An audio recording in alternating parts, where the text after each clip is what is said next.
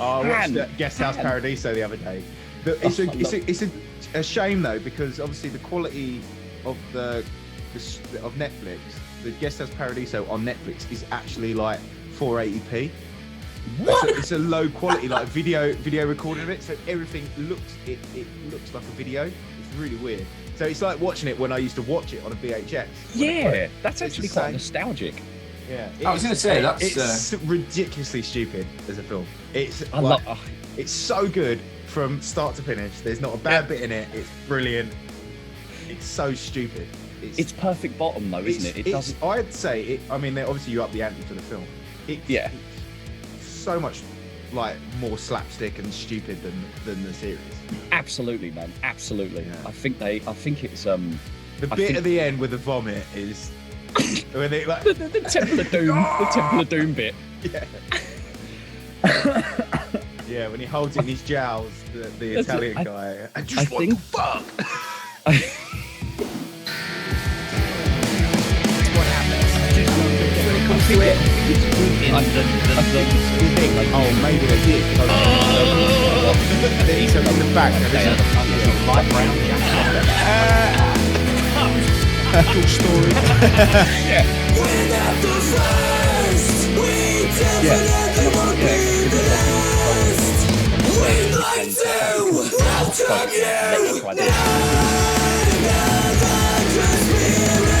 It is, yeah, the opening segment.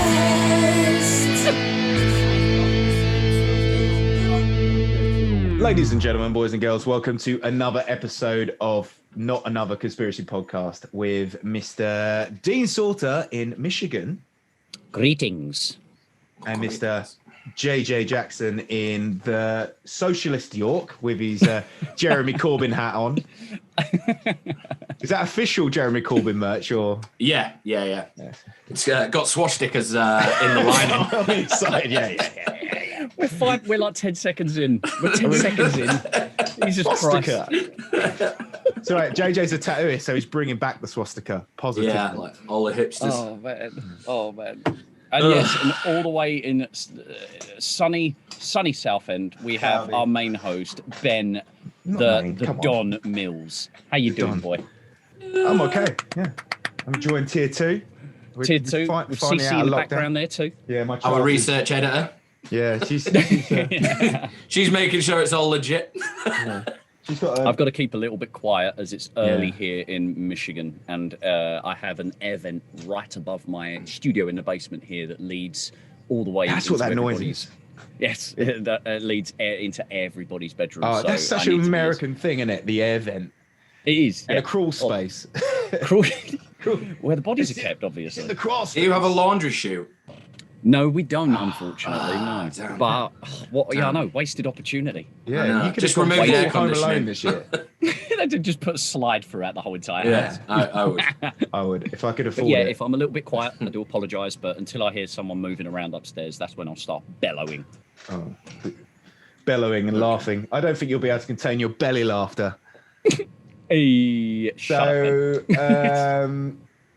today we are going to touch on probably the conspiracy closest to my heart, I'd say. I'd say it's one of the first that I think we in general probably ever came across, really, to be honest, because it's so, as you said, Ben, before we went live, it was so close to home. Yeah, because we're a bunch of grungers. Yeah, grungers with chains from our belts on our back pocket. From our belts, studded belts. That's it. Little hanging belt, ripped jeans, you know. Little badges. With never mind. Look at that. That's it. All over a really torn to That's pieces. from my recent purchase from Pizza Eaters. Was it Pizza Eaters? The Nirvana Pizza one? Eaters, no, it's Bloody Altar. No, Pizza Eaters have a... Oh, you got the actual Nirvana one. Pizza Eaters did a Nirvana... Oh, okay, no, I got... replication. And I've got my own little Kurt Cobain pop vinyl, you know. Everything. And I've got a stripy jumper. Stripy jumper on. There we go. It was all about stripy jumpers. Love Nirvana. Yep, Nirvana. First things first, before we go any further, favourite song? I don't know, on a plane, because I heard it yesterday and it's so good. But I don't know, there's so many. Radio friendly unit shifter for me. Great, yeah. Or Yes. Tourette's. I'd have to say Tourette's is pretty good. What's that, Ben? Tourette's or Tourette's is pretty good. I don't know. There's just loads. Yeah, there are loads, but I think radio-friendly unit shifter for me, That just is a because it's tune. just so dirty. It just sounds so horrid. I love it. As you've guessed, probably from us talking about Nirvana, we're going to be talking about how the drummer from Nirvana and the singer from Foo Fighters look exactly the same. I know. What's all that about? So today's conspiracy is: are they the same person? It's like Will Ferrell and the drummer of the Chili Peppers. Are they the same person? There is a musical conspiracy going on. Yeah. So, not really, of course. We are yanking your wallet chain. I actually used to wear a wallet chain probably up until I did too. late, probably early this year. Oh, really? And then when you get a bit older, you upgrade it to a leather chain. a braided leather chain. Yeah. It's exactly the same, but it's just braided leather. So it makes it less secure. So you can literally just get a pair of scissors and cut through it. Yeah. We're talking about the murder/suicide of Or Kurt hit. Cobain. Murder/suicide or hit in general, I guess. Of Kurt Cobain. Yeah. So, and if listeners at home don't know who Kurt Cobain is, he was probably the last real rock star. He's every member of Hanson. He is every member of Hanson. What I've been noticing as well, like when I've just been browsing through like the trending pages of say like Instagram, is it me or is there just this resurgence of like, I guess the next generation of kids that are, I guess, born in the early 2000s that are discovering Nirvana and Kurt. Yeah. It's quite wholesome, to be perfectly honest, because obviously we've been all through that. Like, yeah, you know, we're we alternatives. We definitely weren't the first. Obviously, we were like 10 probably when he died, but 9 when he died. So, but I knew of Nirvana because my dad was a fan, and so I knew the songs. And like Unplugged in New York was definitely like the album that were one of the first albums I actually was aware of who it was and who was singing. And then he died. And then I got like from the age 10 to 14, just Nirvana. That's all I cared about was Nirvana. And I think, I think it'd be nice if we talk about our first experiences, at least when it comes to experiencing Nirvana or Kurt Cobain. I believe my first experience I was probably around 12 or 13 when one of my cousins, he's a second cousin or something like that. Yeah. My nan gave me a tape because he was in a band and he was heavily influenced by Nirvana, and he had given my great aunt a tape or 2 tapes to then give to my nan to give to me. One of them was their band's demo on a cassette, and the other one was the In Utero album. So, and it comes down to Radio Friendly Unit Shifter being my favorite track is because that was one of the first experiences that I had with Nirvana, just putting that on immediately. And I think I was about 12 or 13, and I was only just getting into the fact of growing into the fact of realizing what music I really enjoyed. My brother was big into like hip hop and stuff like that, so I was listening to like Beastie Boys, LL Cool J and whatnot. But then I got an experience of that, and I was like, this is what I enjoy. And then that led me going down like punk rock and stuff like that. Immediately after, I was listening to the Offspring Smash album because I think after Kurt had died, it was the Offspring that were being tipped as at least the next big thing. The Offspring were the next big thing. They were, and then Green Day obviously just jumped above them and became completely and became the biggest band in the world. That was my first experience really with Nirvana, and I have a big thank you to them because it was that In Utero cassette tape that led me down the path of me being a fan of alternative music. Yeah, I mean, I think I was like, I don't think I was that aware of Nirvana, if I'm honest. I think it was more of a. I think my first album was Dookie by Green Day. My first CD was Dookie. Yeah. So like tape-wise, obviously, it was like Michael Jackson and shit like that. But I remember my first CD being Dookie. Yeah. And I think I just bought it because I got my mum to buy me it because I liked the artwork on the front. I don't think I'd ever heard of Green Day. It was just one of them things. I was like, oh, it looks... And I even remember my mum getting me it. We were shopping in Asda. And I just remember being like, I yeah, love that looks cool as fuck. So I was just like, but then I think Nirvana for me was more of a backtracking thing. So what you just said about it being Offspring and then Green Day, I think I was like Green Day, and then I'd heard of Offspring, and I remember not liking Offspring. I remember like despising them just for some reason, just hating everything about how they look. And I was they never look good. Everything that we were as like griebers and goths were told that we shouldn't do. I was like, I hate that guy with braids. I hate that guy. Yeah. It just and they were greasy. They were just like that kind of.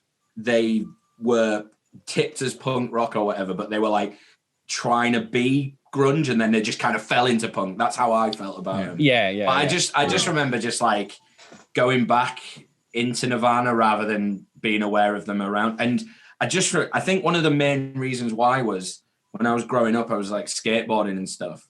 I was always into like punk music more than anything else. And I just remember seeing that t-shirt that much that I was like, I'm not going to like them because everyone likes them. And I was just like, try and avoid them as much as possible. But for me, it was like everyone at my school was wearing Guns N' Roses, Nirvana, Marilyn Manson t-shirts. Even though Marilyn Manson was no one at my school had any of those t-shirts. I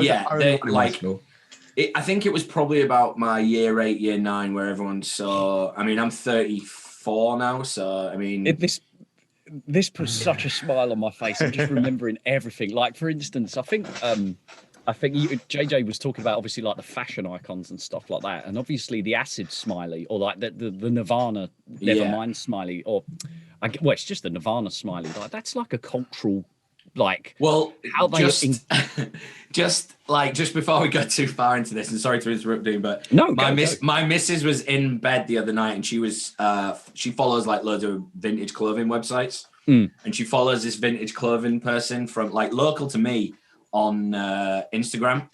And anyway, she went, I really want this t-shirt, and it was that t-shirt, and it was put up as retro, and it's sad now that we can call our youth retro. Apparently it's 20 years or something. Do you know how much the t-shirt was going for? 80 quid.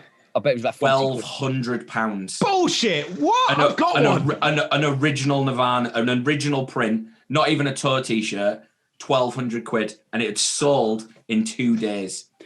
I'm gonna go through my t-shirts. I'll find out. She's on her way back now. I'll find out what the company is, and it was 12. Whether it's £1,200 or $1,200, not that it makes much difference. So many t-shirts like that to charity shops. Yeah, exactly. So did I. And I said to her, I was like, "You kidding?" I had the what's the Offspring album where the kid's swinging on the swing? Americana. Americana. Yeah. Right. I had a jumper of that. I hated Offspring, but my missus gave me this hoodie, and it was from one of the tours I did in England.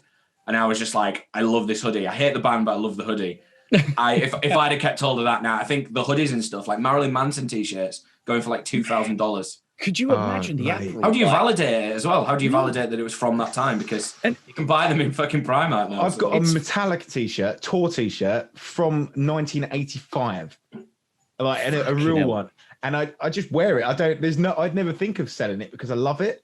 But but if you put a price on it like that, I'm like, don't love it that much. Yeah, it's same as the PlayStation, isn't it? I mean, it's testament as well. Like I was just saying, I was just like JJ. You just mentioned your missus just browsing through Instagram and obviously seeing the shirt like worth 1,200 quid. Like,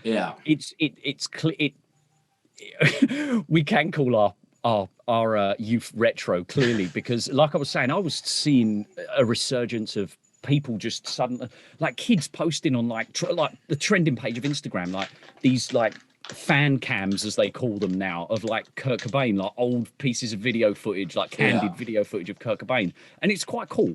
It's quite cool that he is still relevant and still some sort of like icon when it comes to the alternative scene. And I don't know, people that were in our position growing up, I think it's quite warming, and it's nice that our youth the stuff in our youth isn't being forgotten, but there are people that are being like, oh shit, like my dad listens to this dude or listened to this dude. You know, it's quite cool. It's like we can't just we won't get the okay boomer sort of shit. Like kids will be like, oh, you actually you like Nirvana? Yeah, I fucking do. Oh, you're a cool boomer. Yeah. I guess Nirvana at the time, like, they were kind of the pop culture, even though everybody who listened to them like, it's not pop culture. But now it's like, at that time, I can't remember any chart music from that time. It was in the top 100 or top 200 for 6 years. Nevermind. What, Nevermind was? Yeah. Wow. Yeah. It's not far behind, like, Dark Side of the Moon and Sgt. It's Pepper one of and the stuff biggest like selling albums of all time. And bear in mind that Fleetwood Mac, one same caliber.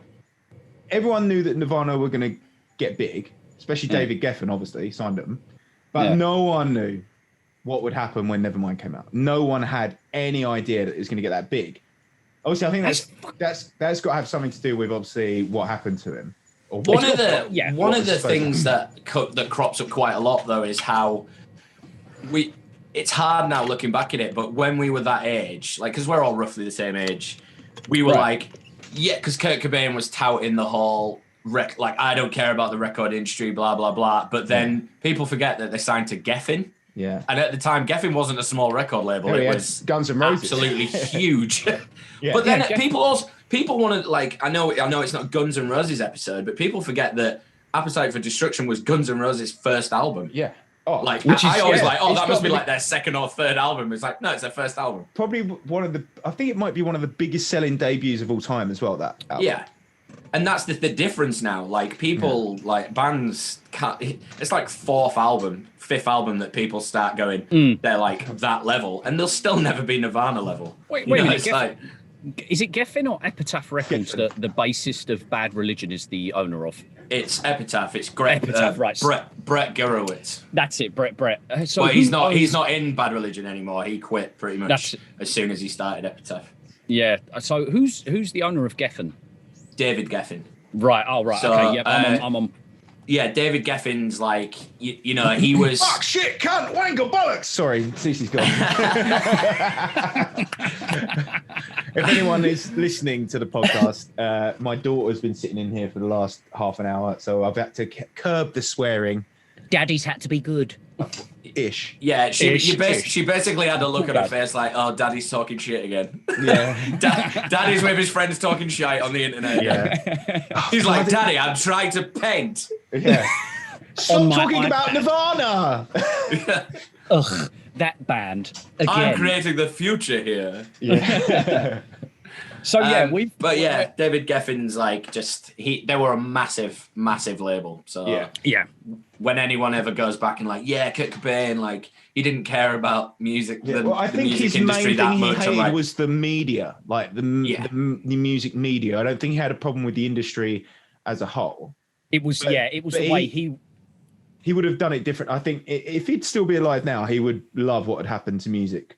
The independence. I think so too. And I think it's I think as well it's MTV are also responsible with the boom in the 90s, with how popular MTV itself became and how much of a cultural phenomenon that was. It was a staple in, like, kids growing up. It was almost the answer to the alternatives that were not being kind of or were being sort of looked down upon in society, and I guess through like I don't know, kids or just people in general.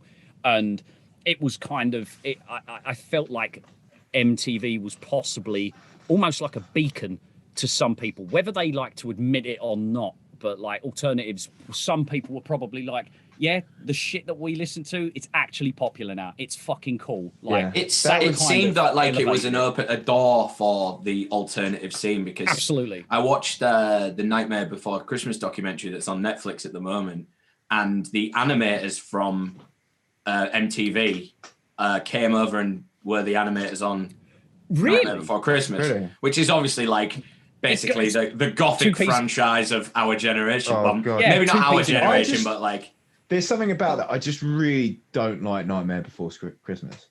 I think it's because it was just ruined by fucking dickheads with like just so much Nightmare Before Christmas merch. Good Charlotte. Every fan of Good Charlotte loves it. Yeah. Jack Skeleton gloves, Jack Skeleton socks, Jack Skeleton's t-shirt, and then just like a little Good Charlotte patch on their backpack. my best mate's brother's got a Nightmare Before Christmas like tattoo. He's also got Harry Potter tattoos as well. I love you, Ollie, but your tattoos are shit. I think Ben can advocate for this, but there's no way that you in like the early 2000s. There's no way that you could have walked down Southend High Street or gone down York Road to somewhere without seeing someone in some form of Nightmare Before Christmas. Oh God, yeah, the Doom cookies. You know, like we were going on about like what we used to wear though. Like, do you remember those fucking massive jeans that they were so baggy that the rip would just get higher and higher up the heel? Because you're just constantly walking on them like Criminal Damage, weren't they? Jenko and Criminal Damage. Or, flying bee. Yeah, I couldn't wear them. They just weren't for me. I just could not wear them. 501s for me. I used to wear them because I used to skate a lot, like blades or ramps, and they were just convenient, you know. So, but you don't have to like pull your trousers up and tuck them over your jeans. It just naturally landed over the top of them. And the stress. I'll tell you what. This is perfect subject to talk about because the nostalgia is putting a massive smile on my face, taking the pain away from my surgery right now, and it's. I think we're going to really, really enjoy diving into this big time. Hey, Ben's for listeners. Ben's got the In Utero Nirvana vinyl. They're my favorite album, without a doubt. But such a good album. It's such a great album. But I think it's probably time that we actually do move on to the. We actually talk about the conspiracy, right? I think you guys seem to be like pretty clued up on it. Like I know more about the Kurt Cobain and the conspiracy than I do about Nirvana. I was never like a huge Nirvana. Obviously, Nevermind, fantastic for me, but everything else, I don't think I would know a song on it. So I think a good website for yourself. I'll quickly post the link for you, JJ, in the chat. Is it Justice for Kurt? What's the one? Justice for Kurt? What's the one that there is a particular website that really documents the whole. Like Ben, just move your microphone closer to you. The murder conspiracy or whatnot. How about that? Is that better? Yes, that's perfect. There is a website that documents it very, very well, and I always believe justiceforkurt.com. Is it justiceforkurt.com? I think so. I'm sure it was. So you could probably, and listeners as well, you could probably follow along. Yeah, there's also it's in a different language. Oh my God, that's changed. They've not got translation on it, have they not? Why is it in a different language now? Contact. What the hell's that? See, you're not another conspiracy podcast for professionalism, you know? Yeah. Google Chrome allows you to translate it, right? Okay, yeah. Shall I sum up what actually happened? Sure, yeah. Give us a little breakdown, mate. On April the 8th, 1994, singer of Nirvana, Kurt Cobain, was found dead in his version of what I'm recording in now. It's like a conservatory. It's like a little office space that was for him to shoot up heroin, and it was like an annex of a garage. Yeah, it's called the greenhouse. It was referred to. So we'll be talking about the greenhouse a lot in this podcast.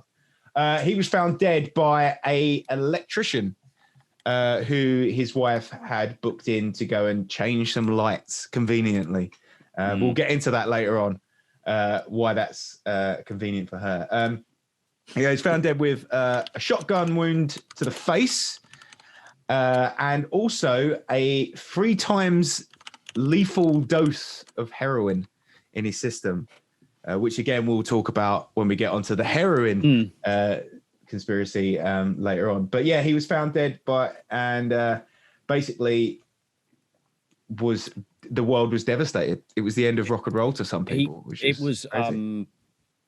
And I'll tell you what as well, it's one of the most haunting images that I think I can remember seeing as a kid and being quite disturbed at it. The aerial photo that someone got through the doorway where his body was lying, and you've also got, I guess, like a detective kneeling by the side of his body, and it's just Kurt's right foot and his arm on the floor, and I believe his box that he kept his heroin needles and all sorts sort of next to him. And I remember seeing that in school and like searching for it on when the internet had really just sort of started like becoming accessible. And I remember seeing that image and throughout the entire day just feeling like dog shit after that, because it was one of the first, I think, images that I ever saw of a dead person. Like and although it's not gruesome, it's not gory, it's just haunting and horrible. For me, it was like, it was so, even looking at it then, I remember looking at it thinking it looked so staged. Well, like he's just like rigid, like straight, just lying there. And he had been dead for a few days, so it's probably rigor mortis. All right. Right. Yeah. No, but I think that there's a lot of that actually when you get into the conspiracy side of it. Is like, how did someone shoot up 3 times the lethal dose basically of heroin? Because they've done tests to kind of see if anyone could do that much heroin and survive and be able to function. And they found out the only living person is Slash. Yeah, but even Slash said like he would do that much over a day and it'd be bad. Whereas Kurt had done it in one sitting. Like that was one thing. He then had because they said that amount of heroin, it would hit your bloodstream and you'd be gone. You'd be out. You wouldn't be able to stand up. You wouldn't be able to put your stuff away. You wouldn't be able to tidy up. You wouldn't then be able to tidy up and then shoot yourself in the face with a fucking shotgun. Like now, there was I heard a few rebuttals about it. They were saying that because he was such a heavy heroin user that it was possible that he would have been able to withstand it. But in my opinion, wouldn't he prefer to get to a state of being out of control if he's that much of a heroin addict, because he was continuously chasing that buzz? So he would continuously, why would he commit suicide when he's still capable of pulling a trigger? What would be therefore the point of him getting high if he was... They talk about like how heroin's like the best thing you can have. Like it brings you, it's the best euphoric thing you can ever have. Yeah. So like, why, after you've done that amount, why would you blow your head off? Like they were saying that, in our minds, we talk about how he did it and then shot himself. I mean, logically, I was thinking maybe he just sat there for fucking ages, woke up, realized, did they find any heroin left over in the box? I think there was still some H in there. Because like maybe he just like he'd come around after his like 3 mega doses and was just like, shit, I ain't got any left. And then it was like, oh, there's a shotgun. I can't be bothered going to the dealer. Kaboof! Yeah.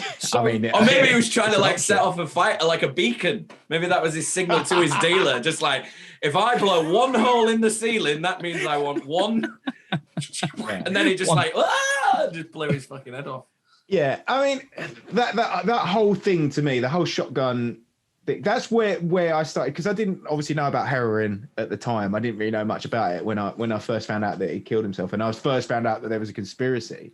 And like instantly, as soon as it says, "Oh, Courtney killed Kurt," you're like, "Yes, she did." Like there's no question. You're like, "Oh yeah, that's definitely something she could do." And in any of the interviews or stuff you listen to, or if you listen to the recordings that Tom Grant did, the private investigator that Courtney employed to investigate Kurt or find out what he was doing, he recorded her, and she said, like, instantly you listen to those recordings and you're like, oh yeah, she's definitely involved. Yeah, she sounds really, really suspect as far as I'm concerned. So, but then you look at the shotgun and the size of it, you're like, it's so big. I'm glad. Yeah, I'm glad we're looking at this, because it wasn't too long ago that there was a photo released. I just sent it into the chat to the boys for all the listeners, but we will be. I will put the photo in the Discord channel. So the particular shotgun, it's not like a pump action. It's more of like, you seen the movie Evil Dead? In the first movie of Evil Dead, it's the cracked sort of shotgun. You put either two shells and then you snap it back shut, or you slide the bullets into the side. Yeah. Kurt Cobain was quite a small guy, wasn't he? Like 5'4" or 5'5"? No, he was bigger than that. I think it's 5. Oh, he was 5'6", 5'7".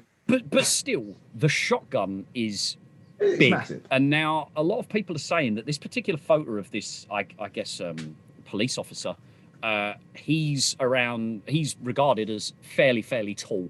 And I remember seeing people talking about it on Reddit in the sense and saying that it doesn't make sense how Kurt would possibly be able to pull the trigger of this shotgun that JJ just so rightly pointed out has got a silencer on it, with his feet when he has still got his shoes on. Now, that's one thing that I've always remembered as a kid. People saying that how on earth could he pull the trigger when he's still got like shoes on?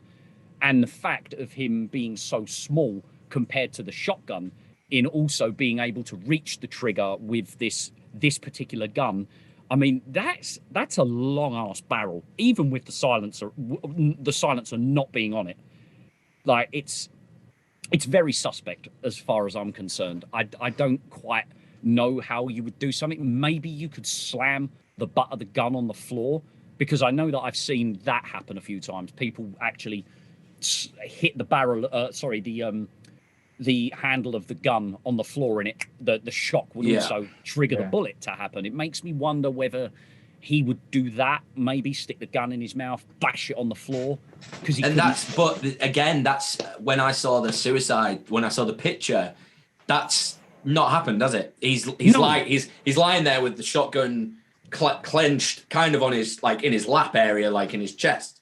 From what I remember, I haven't got it in front of me right now, but I'm pretty sure it's that kind of great thinking. But like again, it's like he's just laid there and someone's laid flowers on him, but it's a shotgun instead of flowers. You know, it's the fact that he's got his shoes on. And again, like Ben mentioned, he had like 3 times a lethal dose of heroin inside him. I mean, I think it was like 3 times. I don't know if lethal dose is the word, but it's like 3 times more than like a heavy user would be using. Like it was a lot more than it should have been.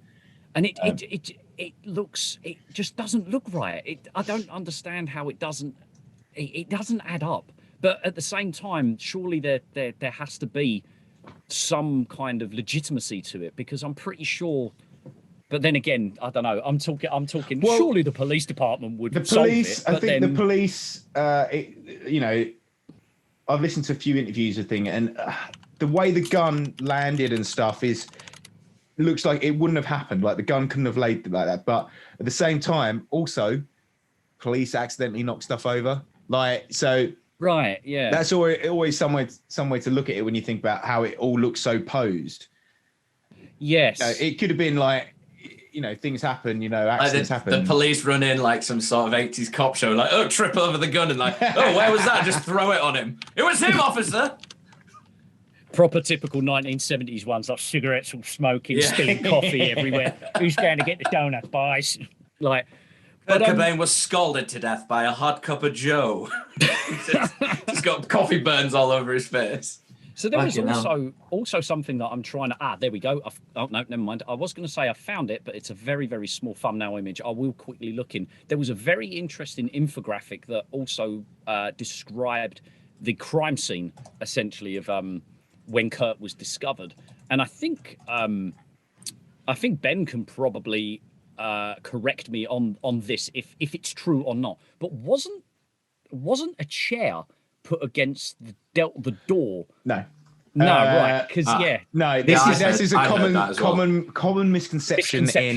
It's a common misconception. Actually, it was a stool, and it was an art stool. Like it was a stool that was made by an artist, and Kurt had brought it for an obscene amount of money, and it wasn't at the entrance door. It was actually at like the balcony door. Oh, so right. Obviously, in the police report, it says stall in front of door, but it wasn't actually the entrance door. It was. That's very So very that kind of instantly wipes out that whole thing. Like he blocked himself in. I'm not sure if this is the infographic you're talking about, Dean, but it looks like someone's recreated Kurt Cobain's suicide on Sims. Which is really dark. Someone might have done a Minecraft building of Kurt Cobain's. I've sent it in the group. You can see the stall, and that is the balcony door. And his shirling jacket just lying next to him, which is obviously one of the 80s cops. Oh, God, no. Yeah, wow. Someone took the time. Oh, no. So when you say someone took the time, Dean, you mean someone tried. You've got to save that. JJ, make sure that is saved on your computer so we can put that in the Discord. But I do see the thumbnail you're talking about. It's really small, and I can't make it any bigger. It's very small. But yeah. No, here I've He's found it. I found a larger one. Yeah, you can see you see his little smack box, his little there's a shot of the window of his leg there, and just Google Kurt Cobain suicide crime scene, listeners and viewers, and you'll see. There we go. What I've also put that in the chat for you guys as well. It's so. Do we want to let Ben? You said you've got a bit of a timeline. It's the timeline is kind of goes on for a few it's a couple of weeks build up to it. Okay. So Kurt, let's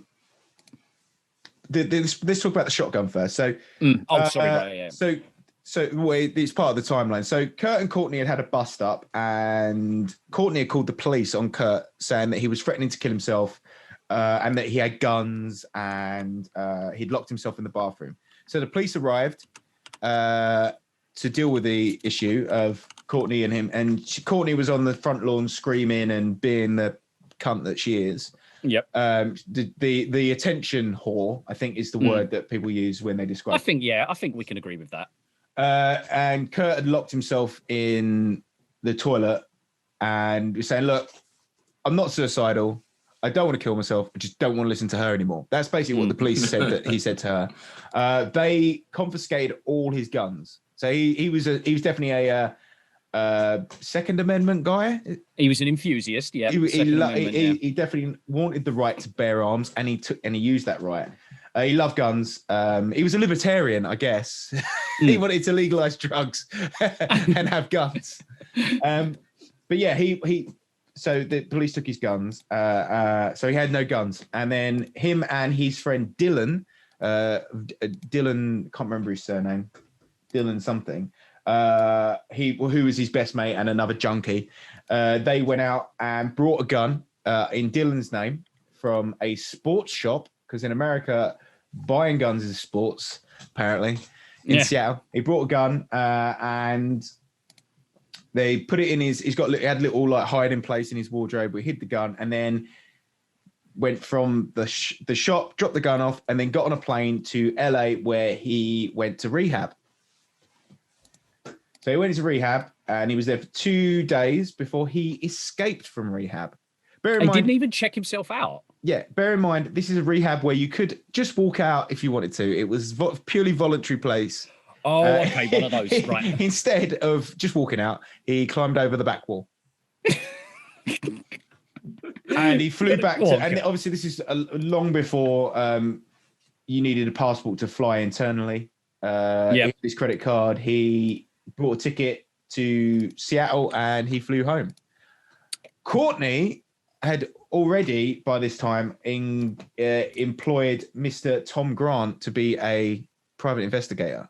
Sorry, Ben. That. Yeah, didn't he? But as he got on that plane, I'll let you carry on. Sorry, after hiring the private investigator, I think that flight home, he bumped into Duffy from Guns N' Roses on. Duff McKagan, did he?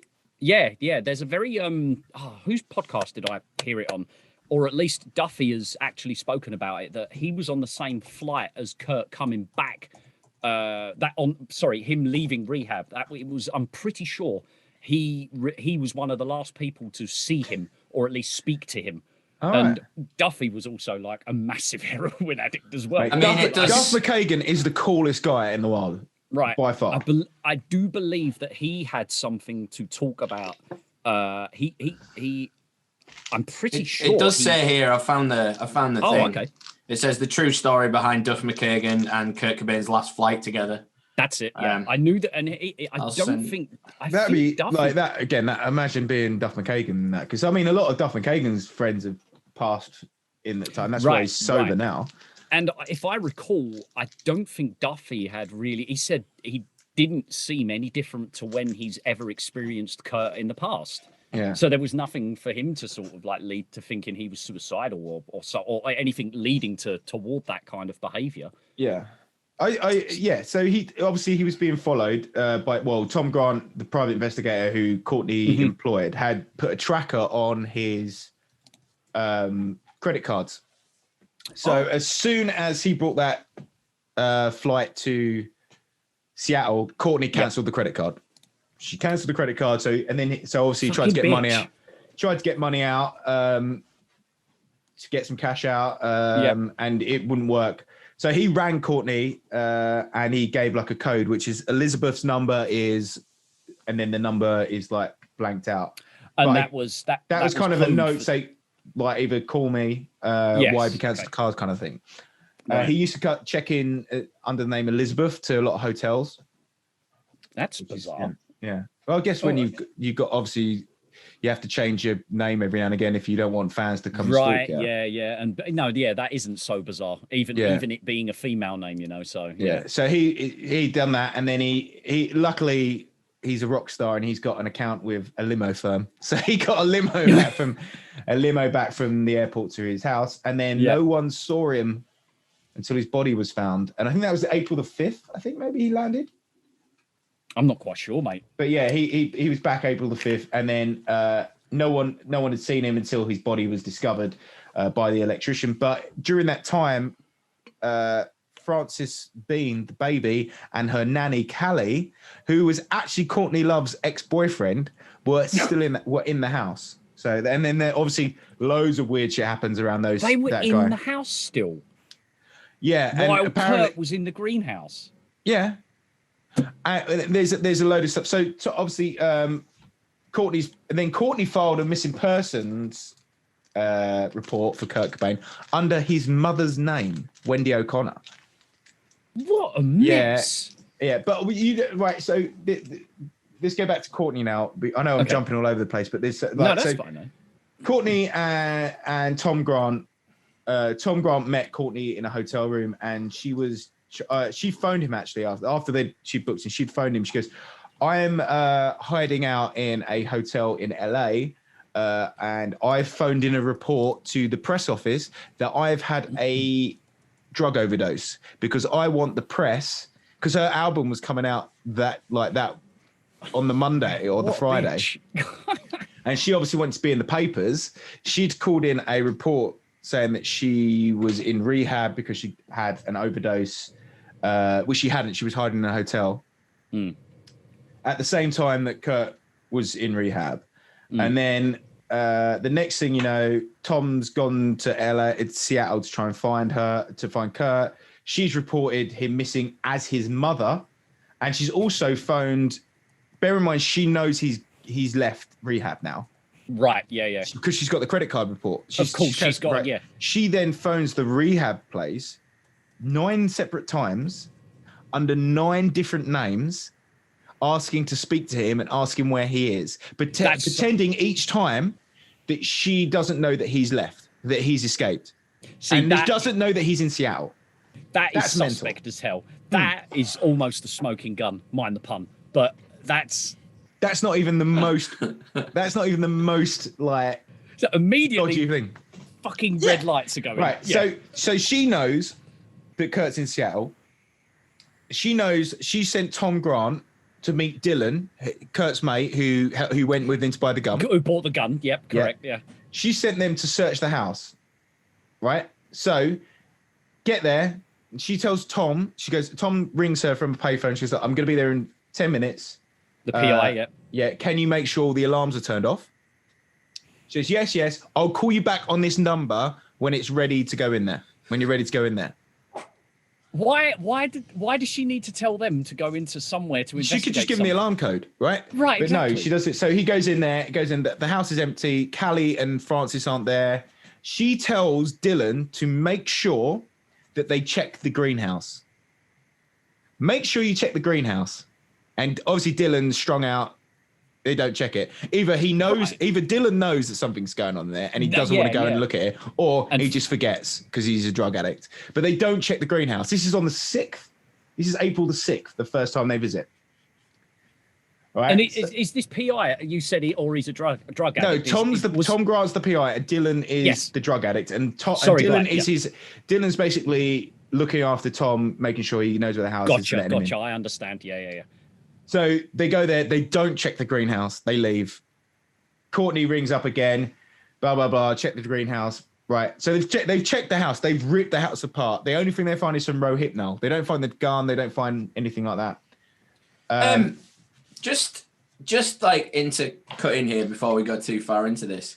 Am I right in thinking that I remember you telling me, Ben, that he was renowned for being a bit of a bullshitter? Yeah. Yeah. Okay. So I've just stumbled upon something here saying that in his diary he wrote that he first tried heroin in the late 80s, when in fact the truth is apparently he'd only been doing heroin for like 2 to 3 years before this happened. Yeah. Which is which is really weird to think about. Like, I think something like 80% of Montage of Heck has been debunked by people that knew him. Like people that was like a fake it till you make it kind of guy. Who was the artist that he also went to school with? Oh, it was Buzz from the Melvins. That's it. But he also went to school with loads of people from the Aberdeen scene, because the Aberdeen scene ended up like generating. Well, I guess Kurt actually helped those by bringing his mates' bands on tour, like the Melvins and things like that. Right? Yeah. So a lot of those people ended up being part of the music scene, but also ended up not liking Courtney, obviously. And they had obviously knew more about Kurt when he was a kid than anyone else. And they say, I know we're getting off like the timeline a bit here, but especially Buzz from the Melvins, he said that none of that stuff with him. Apparently, he slept with someone with special needs, basically raped her. Like in Montage of Heck, there's a whole animated story about how he tried to kill himself with a cinder block on his chest, and the train missed him. And Buzz from Melbourne says, "Look, if that had happened, we'd all know, and we all would have been telling that story to each other. But no one heard that story before. That's the first they ever heard of it." Apparently, he goes, oh, and all the kids at school will call me a retard fucker. Like, that's a quote. And that's not me just saying retard for fun. And they said, look, he said, like, no, that's not true. That never happened. He never told that story. No one called him retard fucker. Like, a lot of Montage of Heck was just his ramblings into and telling stories like any narcissist would. Like, he just wanted to make himself seem more troubled than he wanted was. He wanted to create some sort of weird appeal about himself. That whole Montage of Heck thing, he just looks like a hyperactive kid just having loads of fun. Like, this was where I was going with this whole heroin thing. Because there's a video, I think it's like 91, 92. I think it's when Francis is still a baby. He's like, Courtney Love says that he's just shut up, and he can't even fucking move. He's a vegetable. So if he's taken 3 fucking hits of it, he's a lightweight. Like they say that, like, to be like to have the capability to withstand that much heroin, you have to have been doing heroin for at least like 10 years, 10, 20 years. Your body has to adapt. Like, so that's where I was going with it. Like, because he's only been doing heroin. Let's say if this is the truth, 3 years. That's like, you're like a fucking rookie. You know what I mean? You're just like, so it leads to him not being in an actual state to be able to work or even hold a shotgun, possibly. Because apparently he was dead against heroin. Like, in the late 80s, it says that he was, there's a quote here. It says, "Why do you want to kill yourself? Why do you want to die so badly?" When his friend even talked about trying heroin, he said that to his pal. Yeah. And like, that's kind of like that. That's kind of like somebody who's dead against it. Like, some people are just like, oh, just try heroin, you'll work it out. If that's a guy who's against it. I think the heroin for him was definitely a cure for his crippling like anxiety and like, I guess he had really bad stomach problems as well. The stomach problems, apparently, he had tests and tests and tests done.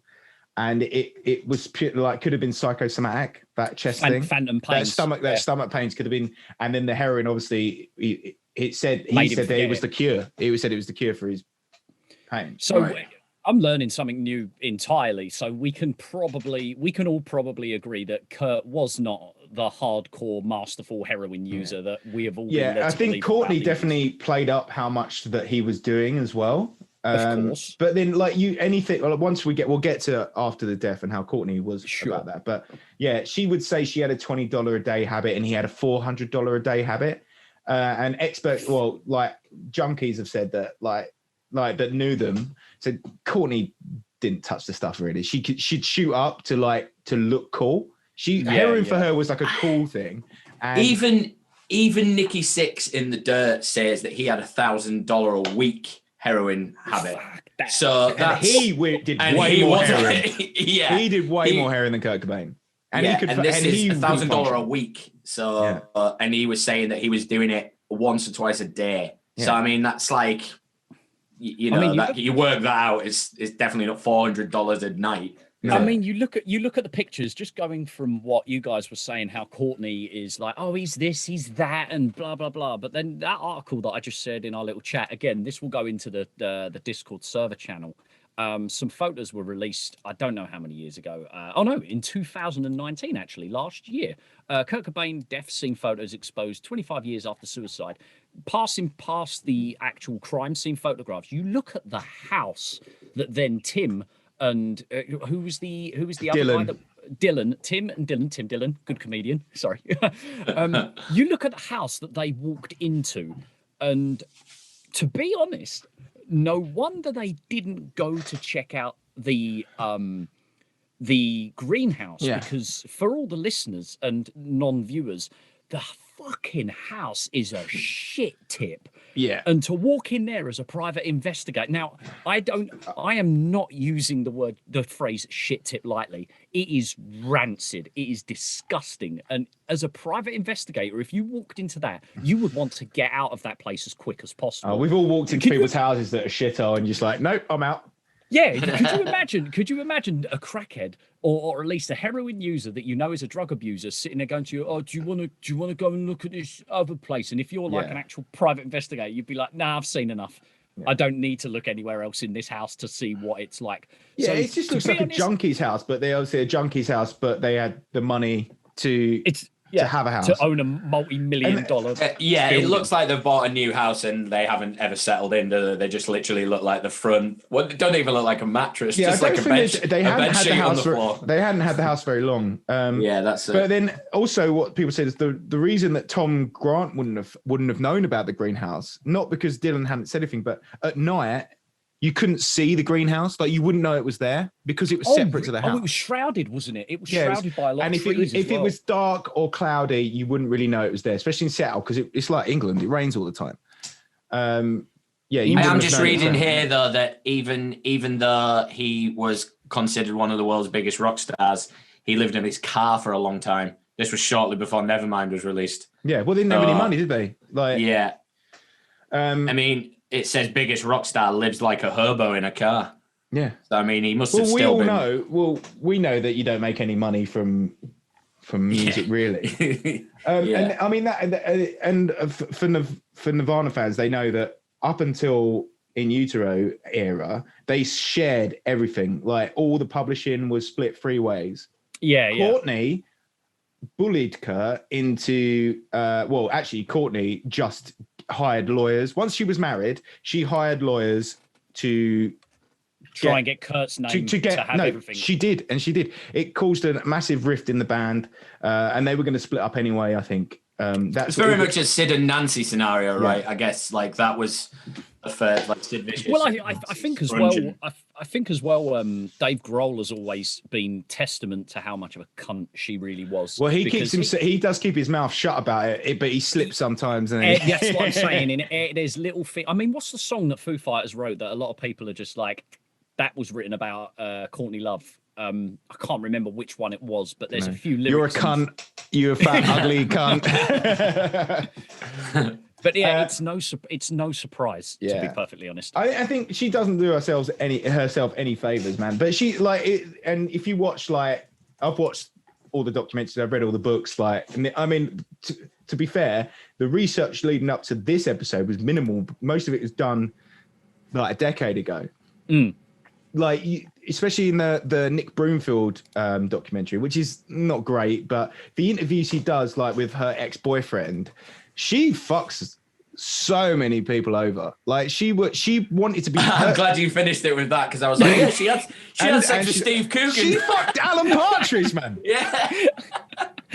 She fucked so many people over. But she used to write these little notes, and this bloke kept some of them, and they were like going, how to be famous, and it'd be like, befriend this guy, do this. Like, and she was pretty good at it. She knew how to, like they say, she was a manipulator. She knew how to get what she wanted, but also she was a manipulator that pissed people off. Like, you were around her long enough, you hated her.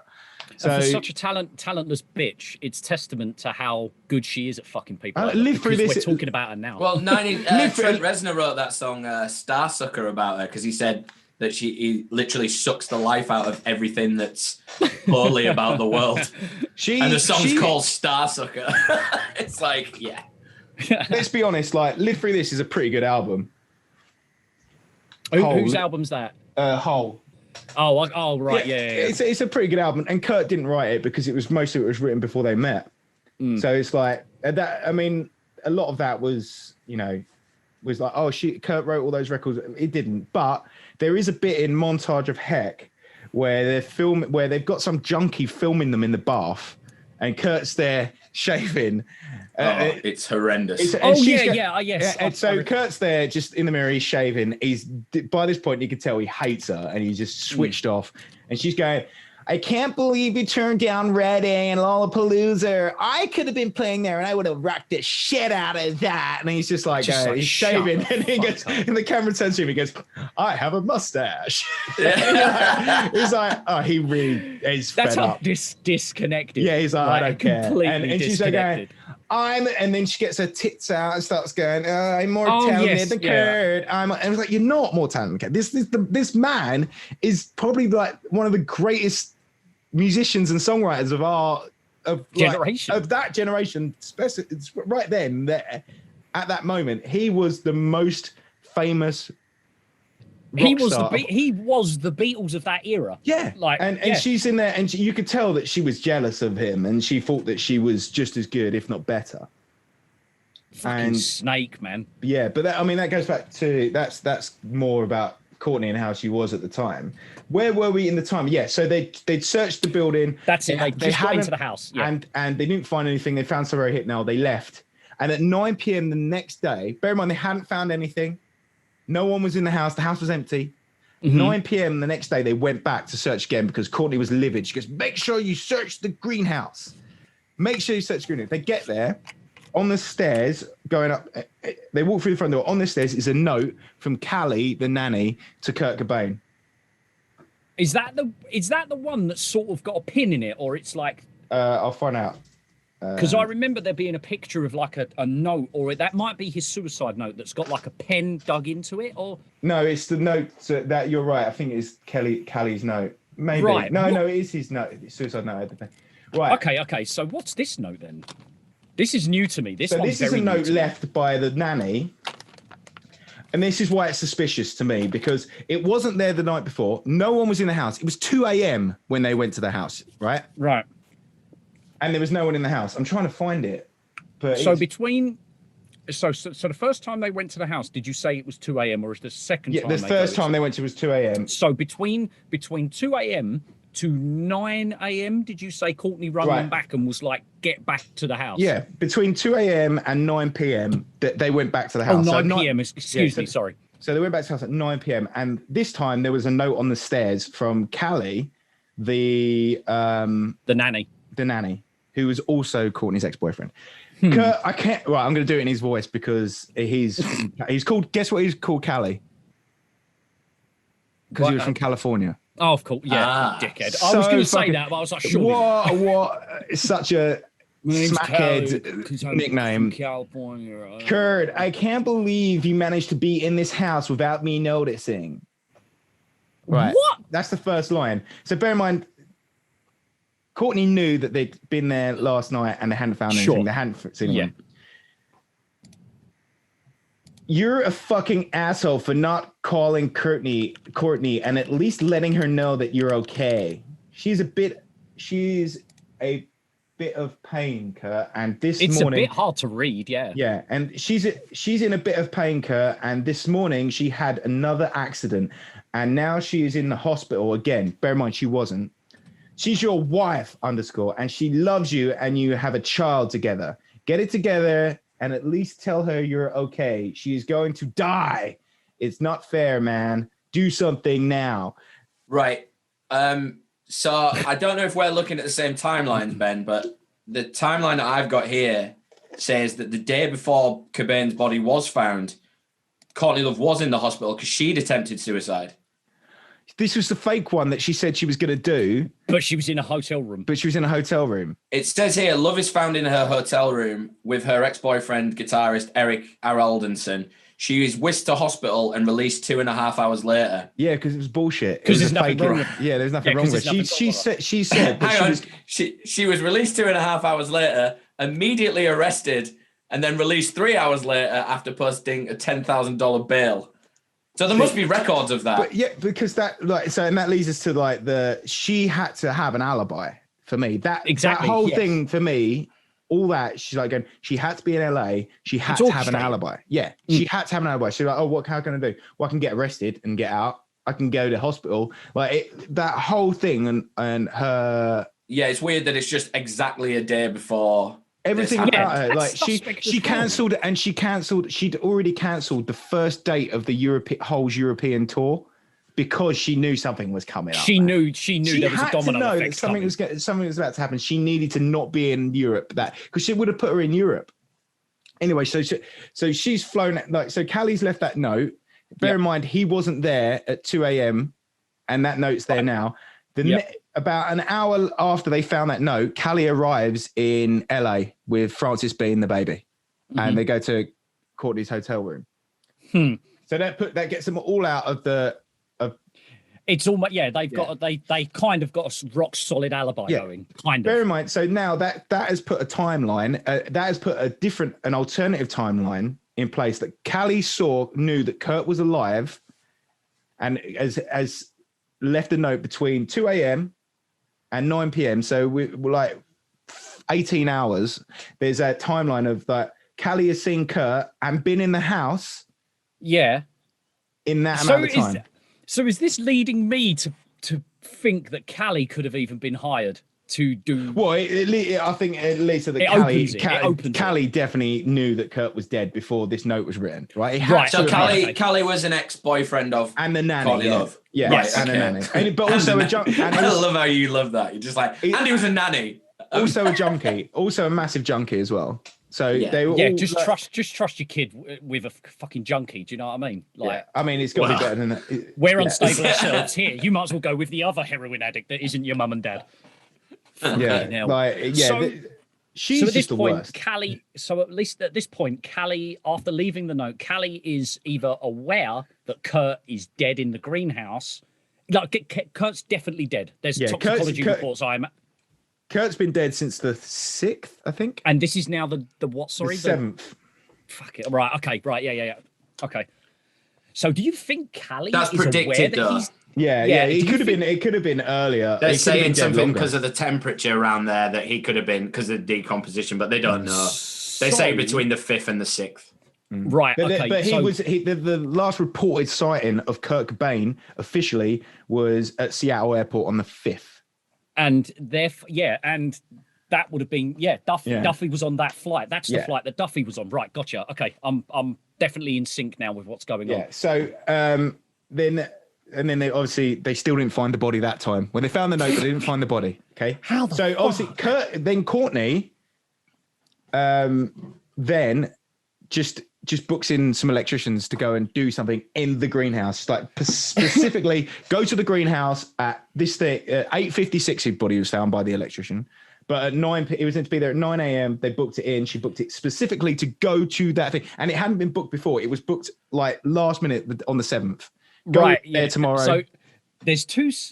I've two things have just jumped into my head there. So if there's something wrong with the greenhouse, I would assume that Dylan would know that there is something wrong with the greenhouse and that there is no reason to go in there because there's something wrong in there. Maybe the lights don't switch on. Yeah. So why would Kurt go in there? We do not need to check that. It's pointless going in there.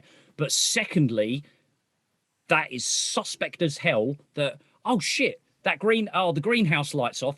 Better ring an electrician while my husband's still missing and it sounds like he's on a pathway of on a path of destruction right now. Let me just get Sparky in while I'm at it. I don't think you'd really do that with that whole entire situation going on with your husband running around on the point of committing suicide. And that is, I don't know. That's it's like two scales sitting equal. both of it is suspect as hell. Yeah, Really, everything really she does in the lead up to the death and after the death is so suspect and so like odd. It's not like it's not just like weird. It's like very like purposeful what she's doing. Everything's like mapped out. So that for me is weird. Big why after everything. Yeah. Why would you do that? Why would you do that? And you know, there's recorded evidence of her saying that she was faking an overdose so she could get in the press. This is way bigger and way probably better for her record sales. So again, so the guy, the electrician, has found the body. He's called the police. Then he's called MTV.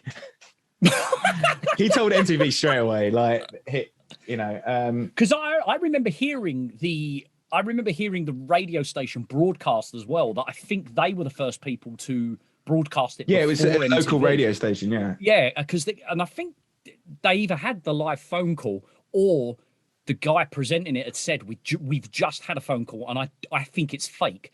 Like, I'm pretty sure I remember hearing it that they were just like in pure disbelief, and that was within like moments of the electrician finding it. Is there theories, like, you guys know more about it, but is there theories that Kurt Cobain it's a staged death? Because I've just seen the photograph, and you wouldn't walk into there and go like, oh, that's Kurt Cobain. Like, you could have put a plaid shirt and jeans on anybody, and that would look like Kurt Cobain. Do you know what I mean? Yeah, like you're looking at the greenhouse photo from the balcony windows. Is that correct? No. I'm the actual photograph of his head. Oh, I don't think It's grim, but I'll send you it. Sorry, yeah, Ben, JJ, yes.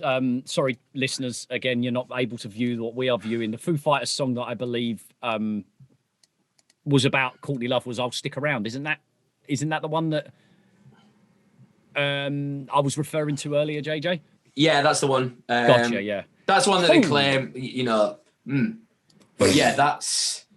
I mean, you wouldn't be able to tell that was Kurt. But I'm also kind of looking at this photo. It's come up on a couple of websites, but he's not wearing a shirt in this, so I don't know if like they've managed to take off his shirt and that's the autopsy photo. I don't know, but either way, if that is I mean, a shotgun to the face is definitely not going to create any visible.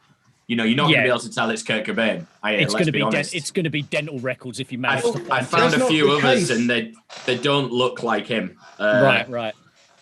So again, is there any 20 gauge, wasn't it? So it wouldn't have caught. It didn't have an exit wound. It was that like it wasn't that strong a shot. Oh, really? There's no exit wound, and he did it in the mouth, so you can make out that it's Kurt Cobain on one of the pictures. Oh, right. So the two that I've got in front of me probably aren't the ones. The legitimate ones. Okay. Yeah, I mean, the one that I've got is basically someone with their head blown off, and it just says Cobain at the bottom. Yeah, I've seen that one. It could be anybody. And also, you know, the picture I said about The Sims, it's literally the picture that you guys sent about the. So it's just a really bad police rendition of a room. Yeah. So is there theories that it was a fake death? Or he cheated. He faked his own death so he could get away from everything. Because was he that traumatized? I heard that one, but was he traumatized that he was being followed around? Or yeah, I think it's definitely him who's dead. Right. Okay. Yeah. But I've heard that, and it's definitely one. I mean, it'd be nice if that was real. Right. It'd be nice to think he was still alive and he was just writing songs for Ed Sheeran. Yeah. He is Taylor Hawkins. They've just had a little bit. Yeah. Oh. They've just added more gums. Plot twist. Plot twist. He removed when he shot his mouth off. They just removed both his bottom and top lip, and now he's Taylor Hawkins. He's just nothing but gum and teeth. Yeah. Yeah. So where we are, we found the body. The electricians found the body. Yeah, and then there was a suicide note, which is also very like everyone's skeptical whether it was a suicide note or whether it was a note to fans. Faked note. Yeah, it was a note to fans that he was giving up music, and then obviously there's the bit on the end that obviously turns it then into a suicide note is completely different handwriting. Right. Like it's a different size. It's clearly written after the fact. It's squeezed into the end. Like, I love the fact here as well. One of the first lines of one of the paragraphs is, "I have a goddess of a wife." That sounds like somebody who wrote it was their wife. Yeah, like, you know, and he was. They were already right. So, oh my god, this is hilarious. Let's go back to how we know that now. Why Courtney is suspect number one. Yeah. For organizing this death, and I genuinely like, and I've listened to podcasts that have gone like the last podcast of the Left guys. They did one, and then at the beginning they're like, "Oh yeah, she did it," and then at the end they're going, "Oh no, it was a suicide," almost like a cop out. Like, I don't believe that they think. Really? Yeah, they said it was definitely a suicide, but so it's not. I don't think, this is one of the conspiracies where I don't think I've heard a very good rebuttal. Like, I have not heard. They don't give one. They just say, "Oh no." No. It was because they don't want to get sued because their listener base is so big. She sues everyone. Yeah. She sues everyone. So a lot of people, and allegedly she killed Kurt Cobain, but she did. And let's be perfectly honest as well. Like, the whole motive behind it is if he's immensely unhappy with being married to her. She's an immense leech. Everybody knows it. If they were heart-shaped box is written about her. Oh, it is. Yeah, definitely. Because she gave him a heart-shaped box when they were first courting, and there's someone said this that she knows your kink. She can find out your kink, your picadillo, like, instantly. Your kryptonite almost. Yeah, like she knows how to get you on board and with her. So she got him a heart-shaped box with some doll heads in, and so the stuff that he liked. And so she knew how to, and that was the first thing she gave to him, and that's what heart-shaped box is about. I mean, climb back your throw down your umbilical noose so I can climb back. You know, like it was definitely about her. And it's obvious as well that they were unhappy with their marriage, and if they were to divorce, she would become immensely irrelevant. And he'd already had they'd signed a prenup, so she wouldn't have got anything. Right, and that's, if they got divorced. This is just more to it. There was another thing I was about to say before I said the prenup thing. He'd rewritten his will. Like he'd got a lawyer to rewrite his will, but he hadn't signed it because he's a junkie. Of course. But apparently that will, and this is according to their entertainment manager. So he had a separate manager for his, like Courtney had organized another manager, and they had an ents manager that was a good friend of them. And she said that she'd seen the will and it was definitely writing Courtney out. Like she was gone. Like he was writing her out the will. I don't understand how people can sit there and be like, it was just a suicide. I don't think anyone can. I'm reading the suicide note here, and it's like it for somebody who was like you say, a bit self-righteous and stuff. He was like, but it's just not. If you were wanting to be a legacy, you would write an epic suicide note. This is basically a sort of pity me, blah blah blah. But it's not even like a well-written. You'd think he'd write an artistic song of some sort. Well, a lot of people say that because he had so many journals and so many, and this is proven that she had, someone found a notebook.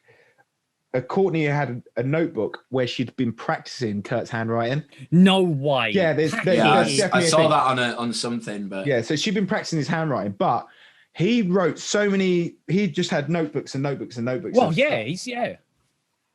and there's no way that she was ever going to not come to a point of maybe understanding even looking at his writing and being like, I know that writing, or even try to replicate they said that she was obviously almost tracing them, so he had enough writing that she could just trace words and make out a note, like right, exactly, yeah. And that's why the ending is so different, because she'd had to do that herself, because that's like She had to make it into a suicide note, and I guess that she had to make it seem like he'd ended it with that, because it ends abruptly where it ends, and then it starts again. The suicide note kind of ends, it like signs off. Like if you look at it, it looks like he finishes, and then it suddenly goes, "Please keep going, Courtney, for Francis." Like what the fuck? Like that just doesn't sound like something he'd say. Like I don't know, and a person that's probably on a path of destruction, and they're looking at killing themselves. They're thinking of themselves like that. Also, you've had 3 shots of heroin. Yeah, these junkies can't write anywhere, can they? Let alone when they're smacked up. So, and he was divorcing her, so like, and she'd already like employed. She knew the divorce was coming. Like everyone knew it's happening. So the note doesn't line up with how things were. It doesn't. It really doesn't. And then obviously once it had happened, Courtney was pushing every time she was interviewed. She'd be like, "Oh, he was so suicidal. Oh, he just wanted to kill himself. Oh, he was so suicidal." Like she was really pushing that suicide angle. Like almost, like everything she does to me just seems fake and like crazy. Like someone trying to cover up. And as well, we've got his good friends and people that he went to school with that have sat there for years, clearly have said, like, Kurt used to say outlandish shit all the time just to get a reaction. Like you even listen to him in like interviews and stuff like that on MTV and other things. He would say like the most absurd shit. And you know full well that after he walked away with that with Chris Novoselic and Dave Grohl, that they'd just be laughing about it. Yeah, like, and we all know people like that. We know people who say stuff like just to... if you read any of the press interviews I've done, it's always like horribly macabre, like gallows humor. Like, and that's all the stuff he talks about is gallows humor. It's just his personality. He was a bit of a dickhead. It's like people sit there and go and say like, "Oh, he was indicating something. Look at the pictures of him with the AR-15 in his mouth or standing with a gun in his mouth." It was edgy. Yeah, like, it was just grunge, man. I truly disbelieve that he had intentions of actually killing himself. No, everyone goes, "Oh, well, someone asked him once in an interview, like, how are you feeling?" And he said, "I hate myself. I want to die." I was like, that's something that someone would say just to get a rise out of someone, I believe it's the last interview or press interview that he had, and it was filmed in Seattle, and it was a really candid sort of interview. I think he's been interviewed by a woman on like a key, or there's a Seattle. I know the one. Yeah, and you listen to him in that interview, and I think that's pipped as his last like footage of him in like an interview, or like a week later or 2 weeks later he was dead or something like that. He sounds happy. Granted, he sounds like monotone and stuff, but you just listen to the things he's talking about, and it doesn't sound like a guy that is interested in dying. Like it sounds like a guy that is interested in living and trying to convince people that the materialistic side of things isn't the answer, and that music is art, and I'm not a famous person. I'm just a person that got lucky or something like that. It doesn't come across as a person that wants to kill himself. Or it does. If you look at him from an outside perspective, you would sit there and be like, there is something troubling him, bothering him. Yeah. Lo and behold, he's married to an absolute prick. Like, of course, he's probably sitting there thinking, great, after this, I've got to go back to her. Or like, at some point today, I've got to answer to her. Yeah. Like, and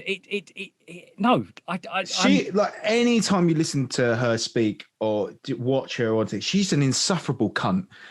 That's all I can really use. The only way I would despise. I don't like her because I think she killed her husband, and her husband's like technically like, well, he's probably a hero, but actually when you listen to you, like, oh, you just so annoying, especially in Montage of Heck. Like, bear in mind she paid for that to be. Well, she was involved in the creation of that thing. Well, she had to have some agreements for some of it to be released. So yeah, you've got to go. She's got to go. Well, I can't come off rosy in this, otherwise people aren't going to believe it. So she's obviously lent herself to be a bit of a dick in it. But like the whole thing is like makes Kurt to be the suicidal kid from a childhood. Like it just And he's reeks not. of like. And the film opens up with all that bullshit that people have said it didn't happen. Like it opens up with that weird, like troubled kid, like, oh, I tried to get run over by a train, blah blah blah. Yeah. And it like a film. Why would a film open up like that to then just go into his childhood about how great his childhood was and how and like kids, like kids of our generation were all just like, oh, I'm so depressed. Oh, I'm so depressed. Like trying to emulate it when in fact you just wanted to tell him like, have you read anything about that guy? Because I mean, I remember when I worked at Virgin and I got that big red book, that big red Nirvana. I've got it in the thing somewhere. And it was just like, you read half of it and it's just stupid fucking drawings and fucking, it's not like, and then everyone focuses on that one bit where it's just like, you see all these quotes and most people now say that the quotes have nothing to do with any type of suicide. A lot of it was to do with his like stomach pain, wasn't it? Like, so, like, oh, when you have a hangover and you're like, I would rather be dead. Yeah. I wish I was dead. How many times have you had a hangover and you've said, I wish I was dead? Like, exactly. Oh God.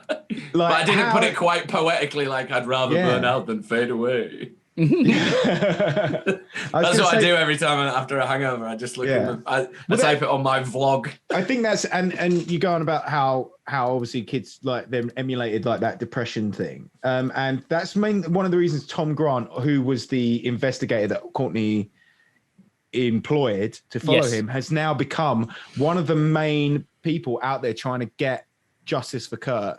Is because of the 68 copycat suicides there's been 68 at least 68. So he wants to get justice for those people who are copying the suicide of their hero for the fact there was no reason. Might not have been a suicide, it could have been like a murder, and he wants that is the main reason he's still fighting this now. That's fucking crazy. I never knew that. He Unsolved Mysteries did a whole episode on this. I think there's two ones as a follow-up one as well, because when I searched it in Amazon Prime, the old Unsolved Mysteries came up, and then the new one, and obviously not the latest one, but like the one that in the early 2000s came up as well. So I couldn't find the episode, but so I couldn't find it either. I did start looking for it, but they did. They had a handwriting expert and analyze the letter, the suicide note, and they think that obviously, like I said, that the bit at the end is written by someone else, and also the suicide note. If you take off that bit at the end, it doesn't read like a suicide note. They put it into. Do you know there's some nerds have created a suicide note authenticity algorithm. They have. Right. Yeah, it's called like, I can't remember what it's called, but it's called like Shard or something like that. Oh, Sham. It's called Sham or something. How funny. Yeah, and they put it in there, and it kind of goes to like, actually, if they put it in there with the whole thing with those 4 lines, and they put it in without those 4 lines, and without those 4 lines, it's like 8% accurate. Like 8%, so 8% a suicide note, and if you put it in with those 4 lines at the end, it's only like 38% could be a suicide note. So how the fuck did they do that shit? They just.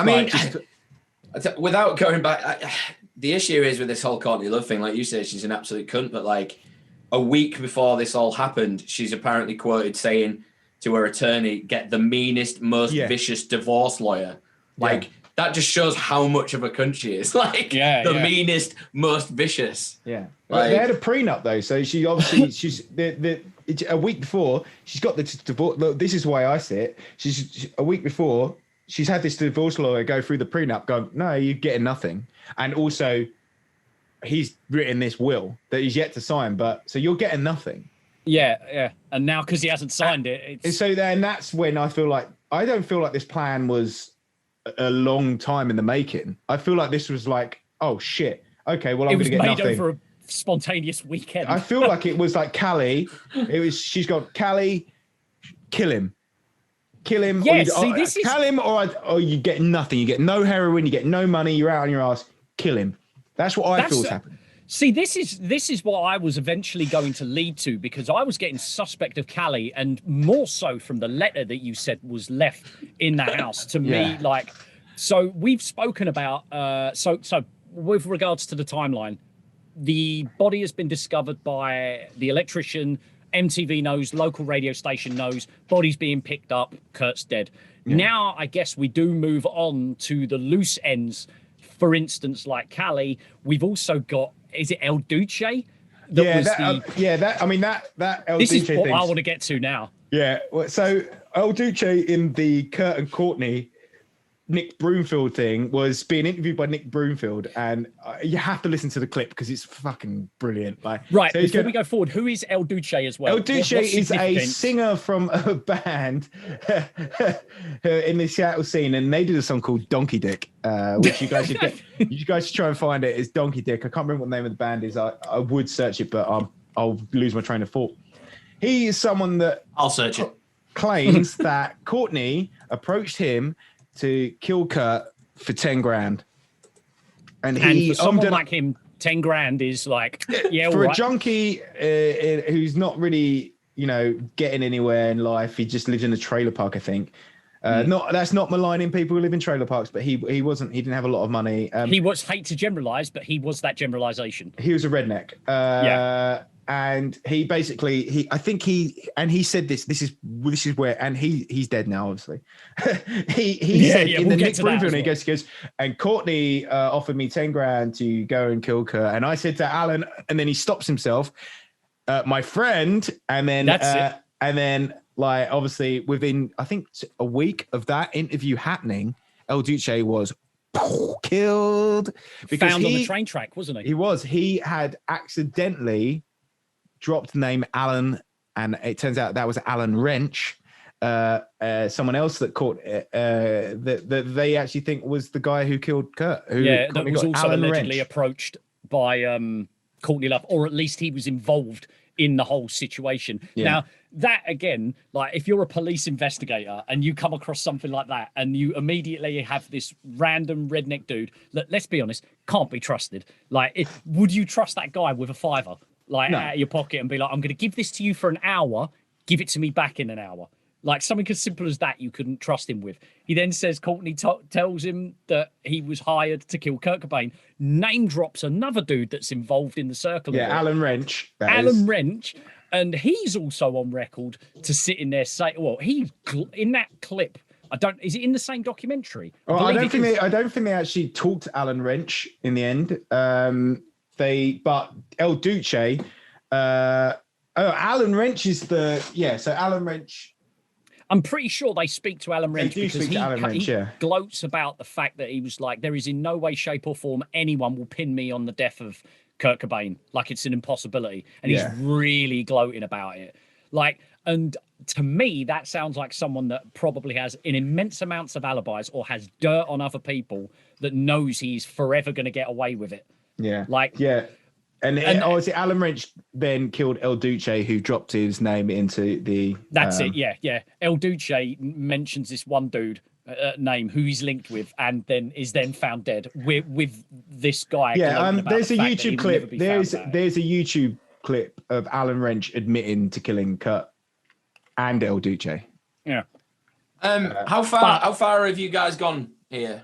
So we're now talking about El Duce and Alan Wrench and the people that could have done it for Courtney. Yeah. Right. Okay. Have you touched on the detective yet? Well, Terry. Terry. Yeah, Detective Terry, who was in charge of the investigation. We've not got to that guy yet. All right. Okay. Right, but okay. He had something to do with Courtney, didn't he? What did he do with Courtney? Yeah, he was the officer Antonio Terry. Yeah, that's it. Yeah. You can do that bit. You know more about that bit than I do. Yeah, well, that was the only one of the things that I picked up on. I don't know how legit it is, but this was shortly after the suicide as well. Yeah. The suicide. It says Detective Antonio Terry was the officer Love admitted on tape she dealt with to try and get people she didn't like, such as Caitlin Moore, busted. Yeah. He was found dead. Fucking piece of shit, man. He was found. So he was found murdered. Yeah.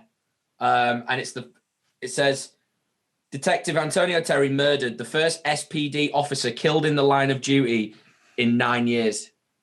Do you know what I mean? There is just way too many people being offed for this. She is the Hillary Clinton. She's the Hillary Clinton of the rock and roll world. Yeah, but Do you know what? There's another conspiracy, and this is, I'm just going to drop this one in just now before we go back to it. There's a conspiracy that Kurt Cobain was killed for endorsing Bill Clinton. George Bush Senior had Kurt Cobain killed for endorsing Bill Clinton. I've also heard that he was killed by killed by. I was heard that he was murdered by like Christian factions as well for promoting suicide in his songs. I'd heard loads of stuff about like how like pastors and stuff were trying to murder him. For everyone listening, I just stuck a fake shotgun in my mouth because I can't take this anymore. So fucking and there's there's a Reddit thread about did Alan Wrench kill Kurt Cobain, and in there loads of people have said that they've seen Courtney live, and she makes jokes on stage about having Kurt killed and shit. Yeah, but what a great way to hide it in plain sight. Yeah, by pretending really? Like, yeah. You know, one thing that if anybody wants to dive into it, before we go a little bit further on other people and whatnot, there's a clip on the documentary that Ben was talking about where they talk to El Duce and he drops Alan Wrench's name by mistake. I don't know whether it's relevant to the suicide conspiracy, but some sleuths managed to extract and restore a piece of audio from this footage. Oh yeah, this is what was in the Discord, wasn't it? They were saying about this. That's it. Yeah, like there was this particular clip where El Duce is talking to the cameraman about saying I was given money or I was offered extensive amounts of money to kill Kurt 50 Cobain. grand. 50 grand. At the end of the clip, when he stood there and just the camera's just like focused on him and he's clearly looking at people behind the camera like, are we done filming? You hear a female voice scream, help us, we're down here. Is it help us, we're down here? Something like that. I didn't get into that. I didn't go deeper than that because that and it's just what sparked this episode. Incredibly eerie sound clip that people have like dragged out of it. Like, and it sounds it to me, it just sounds like he's holding like a girl hostage or like people hostage in like a basement or something like that. And to be honest, he looks like the sort of dude. All of the people that are linked to this death are pieces of shit.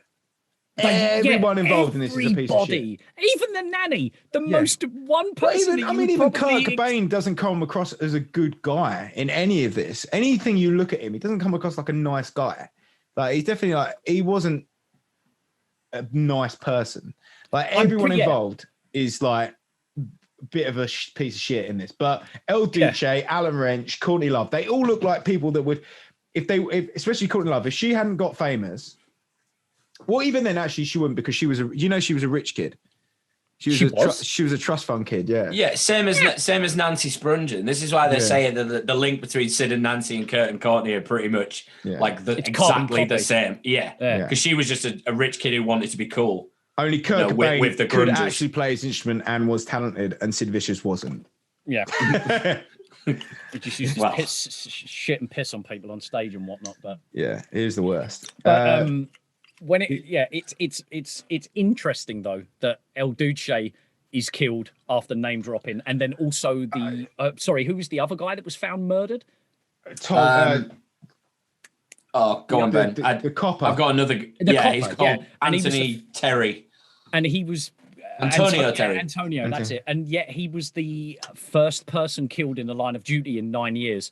You've got bodies dropping like flies around this murder. This suicide. Like, to me, this sounds like a too much of a mess. Granted, the people that are involved in the inner circle of Kurt and Courtney, as you mentioned, Ben, are all pieces of shit. Yeah. So it's going to be a mess. But this just sounds like a mess on top of a mess on top of a mess. It's almost too fantastic. And like you as well, again, back to what you said, Ben, it sounds like it was crafted across like a quick weekend.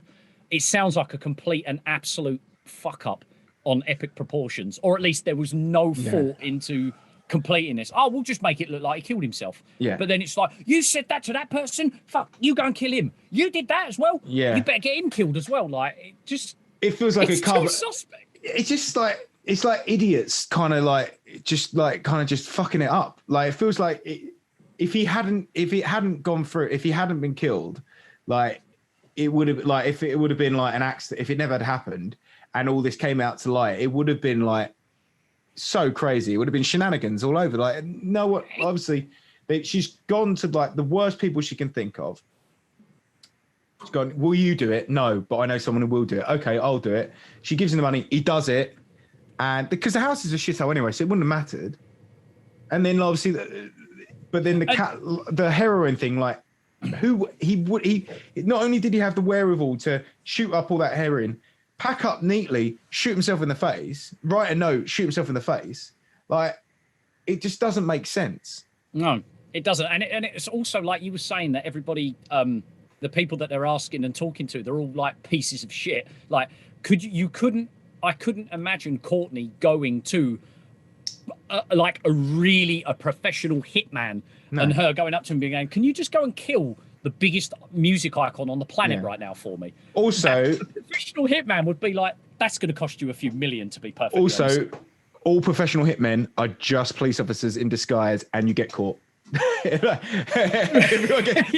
always get like, was it Tim Lambesis from As I Lay Dying? As I Lay Dying, he got caught out. Yeah, exactly. He got caught out.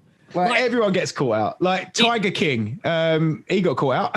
Yeah, to me, it sounds like the only way Courtney was ever going to get this done is going to a bunch of pieces of shit that she would be able to have power and influence over, because she is the king of pieces of shit, or the queen, sorry, of all pieces of shit around them.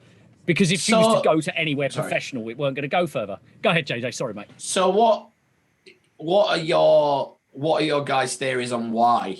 Because, like you said, you've pointed out she wasn't getting any money from Kurt Cobain, but in her mind, what do you think she's clever enough to like think that she can still make? Yeah, 100%. Yeah, she's so like she's got a history of being manipulative, of getting what she wants, however she can. Like, she's not ever done anything worthwhile in her life. She's like sucked dick and manipulated and got to where she wanted to be. Like, everyone said that she knew Kurt was going to be big, and she then made it her goal to get with him and make her his husband. Like, she was like, they got married quickly. They weren't together very long. I think they were together for 3 years in total. It was. I think it was 91. Whirlwind. So, yeah. And then and he wanted to divorce her straight away, almost. Like, well, I found this earlier on, which I thought was hilarious. Kurt Cobain woke up from a coma from 20 hours after doing some smack, and the first thing he said to Courtney Love was, "Fuck off," written on a piece of paper, and then he ordered a milkshake. And then he ordered a milkshake. To me, that sounds like a pretty happy chap. Yeah. Like, or at least someone that knows, like, I need to get out of this. I'm gonna go and congratulate myself with a chocolate milkshake from McDonald's. It just says after 20 hours, Cobain regains consciousness. Cobain's first line of communication with Love is simply "fuck off," written on a piece of paper.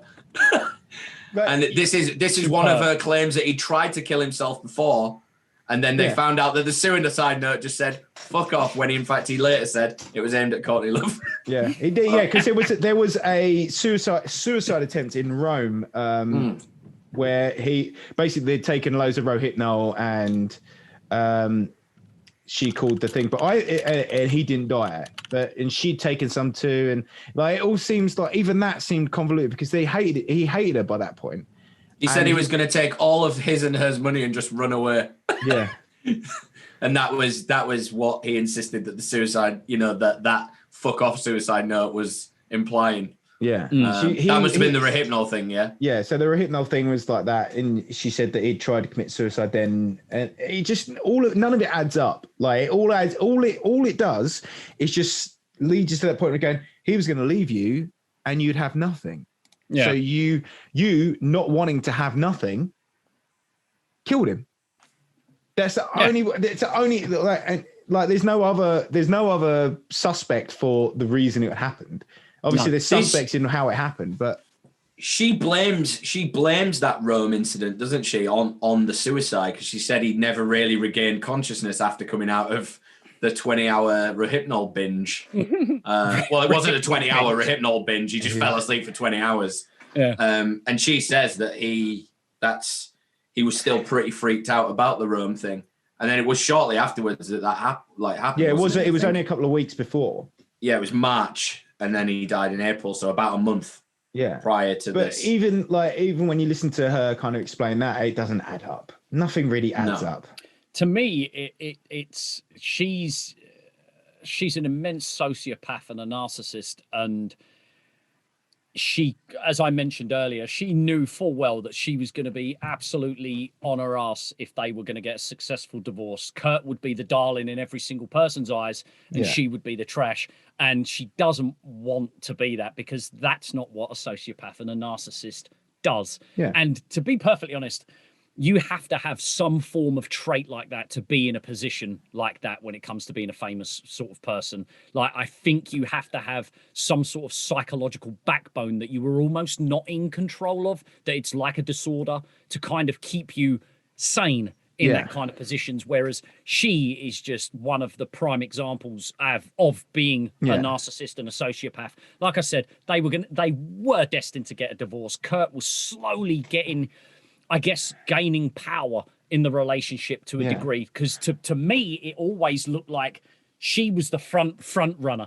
A good example, the way Victoria Beckham made David Beckham what he is today. Yeah. Granted, not in the same respect, because they're two different types of celebrities. She's very up her own arse, but immensely successful in what she has been doing for years. Yeah. And she created David into the fashion icon and to the sex object. That he would not be worth what he's worth now if she hadn't been involved. Exactly. She never did anything detrimental to his career, whereas Courtney was kind of the opposite, where she wanted the fame for herself. He was the conduit in which she would get that.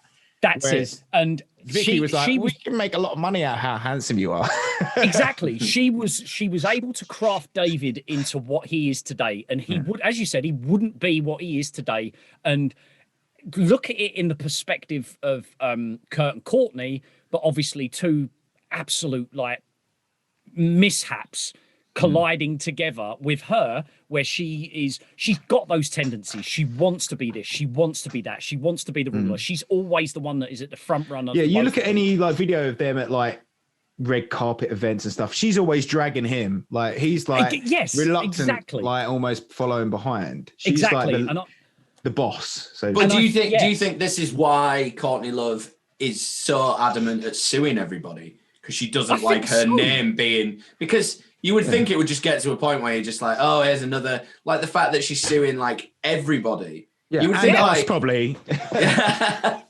I don't know where we stand on that. Yeah. All this is alleged, obviously. No, we don't believe any of this. It's just entertainment. We don't believe any of what we're saying, Courtney. We know you didn't do it, Courtney. We know you had nothing to do with it.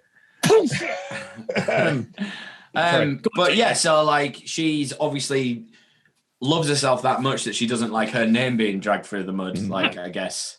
But when does that end? This is 20 years ago. 17 years ago. And I think it leads into what we started talking about at the beginning, to how relevant Kurt will forever be when it comes to a generation of alternative kids that are that's people don't like fucking Courtney Love now, do they? So it's not right. Yeah. He's our Elvis Presley, right? He is. That's perfect. He is and forever will be that. You could even go a little bit further and say the Jesus of certain demographics. When it comes to the alternative and rock scene, he is that icon. Yeah. You've got your Elvis, you've got your Beatles, you've got your Kurt Cobain. Yeah. It's forever going to be there, and that's why my belief is it was a complete mess up weekend, or a mess up of planning, a bunch of absolute morons trying to put together the perfect crime that just they managed to they've kind of got away with. They've got away with it. They have got away with it. I mean, El Duce's dead. Alan Wrench is still alive, I think. Courtney got away with it. She got almost all of Nirvana's estate. She got because obviously by this time she'd convinced Kurt to take the publishing rights away from Dave and Chris against his will. He never wanted to do that. That was all no way. and that's then leading to me believing that because of this, she would then come out of the divorce settlement as like the thorn in the side, and Kurt, like I said, being the darling, and she would be irrelevant. That would never ever leave her side. If Kurt was always going to be staying alive and that divorce was successful, she would have never amounted to anything, because you know full well that he would have just been like, that was an absolute like mess. That was an absolute roller coaster of a relationship.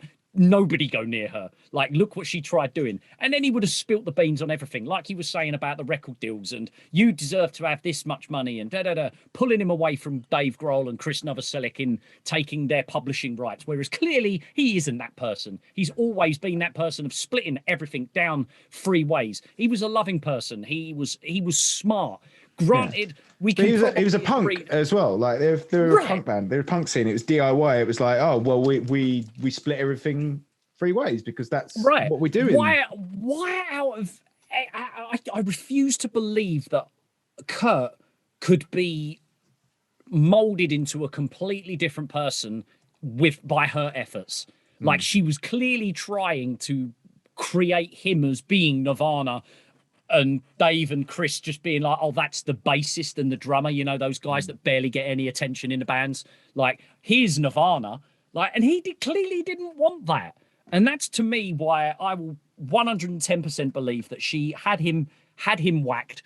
It wasn't a suicide. It was a murder that was poorly put together. But for fuck me, somehow, she's gotten away with it.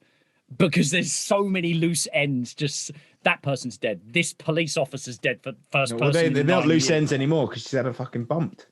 Well, no, I meant as in like evidence and stuff like that, or at least sitting there, someone being able to go, that's suspect. That's also very suspect. That handwriting doesn't match up. That's a very large shotgun for his size. Like all of these just inconsistencies, or these itches that just forever itch, and there doesn't seem to be an answer to them. It boils my blood. It really does. Well, one of the things that we're saying as well, like this whole, and this is what the media use, don't they? They use the whole like depression thing with Kurt Cobain. Like they were saying that they were coming to a bit of, after the albums and stuff, they were coming to a bit of a moment where they were a bit like writer's block. Yeah. But then they said they got Pat Smear, who's obviously still in. I think he still is in Foo Fighters now. He was basically the second. And Chris Shiflett from No Use for a Name joined them as well. Yeah. So Pat Smear it was No Use for a Name. Yeah. So Pat Smear joined Nirvana around In Utero. So I think he's pretty much all in Utero. And there's an interview with Dave Grohl saying that Pat changed Kurt Cobain. There's a quote here that's saying that when they joined, the band was revitalized, and it says we're no longer miserable sulkers or something like that. I can't find it. Yeah, I remember hearing it somewhere. But Pat was the guitarist from the Germs, and the Germs are one of Kurt's favorite bands. So having Pat join the band was like a big deal to him. Well, having someone who he respected more than. Yeah. It probably ignited a new flame into him. And that's what I think. That's why the change in Utero was kind of like so much. Obviously, they didn't want to be. They didn't want to do enough. They didn't want to do another Billboard for it. They didn't want to do another. You know, they always hated Nevermind because they said its production was too polished. Yes, it says here, when Pat joined the band, it changed everything. We went from being fucking sulking dirtbags to kids again. It changed our world, and that's like. How long was In Utero before? Right. A year max. And that MTV performance of In Utero. The Unplugged. Not the Unplugged one. Right. There was the live one where Pat Smear's with the mannequin behind and everything. That's it. Yeah. And you've got the angels with their stomachs open on the sides of the stages. Yeah. There's that famous quote of where one of the audience members screams out, "Fuck MTV," and Kurt goes, "Why are you here?" Like, to me, that attitude from Kurt, because he was usually he was very anti-establishment, anti-corporate, and MTV making everything popular and that.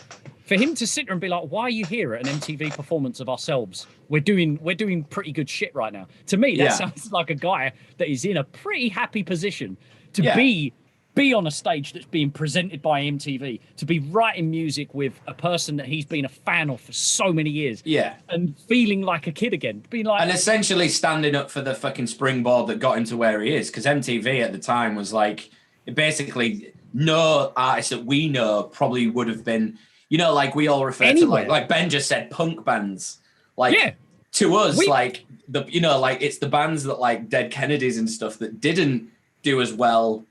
I know they were a little bit earlier, but didn't do as well because they stuck their heels in so much with we don't even want to be on MTV, and it's like that's it. Yeah, but then look at Offspring and look at look at this and look at that. Yeah, like, exactly. And you can still be regarded in some form, but it doesn't sound like a guy that wants to fucking kill himself. Yeah, like it just doesn't.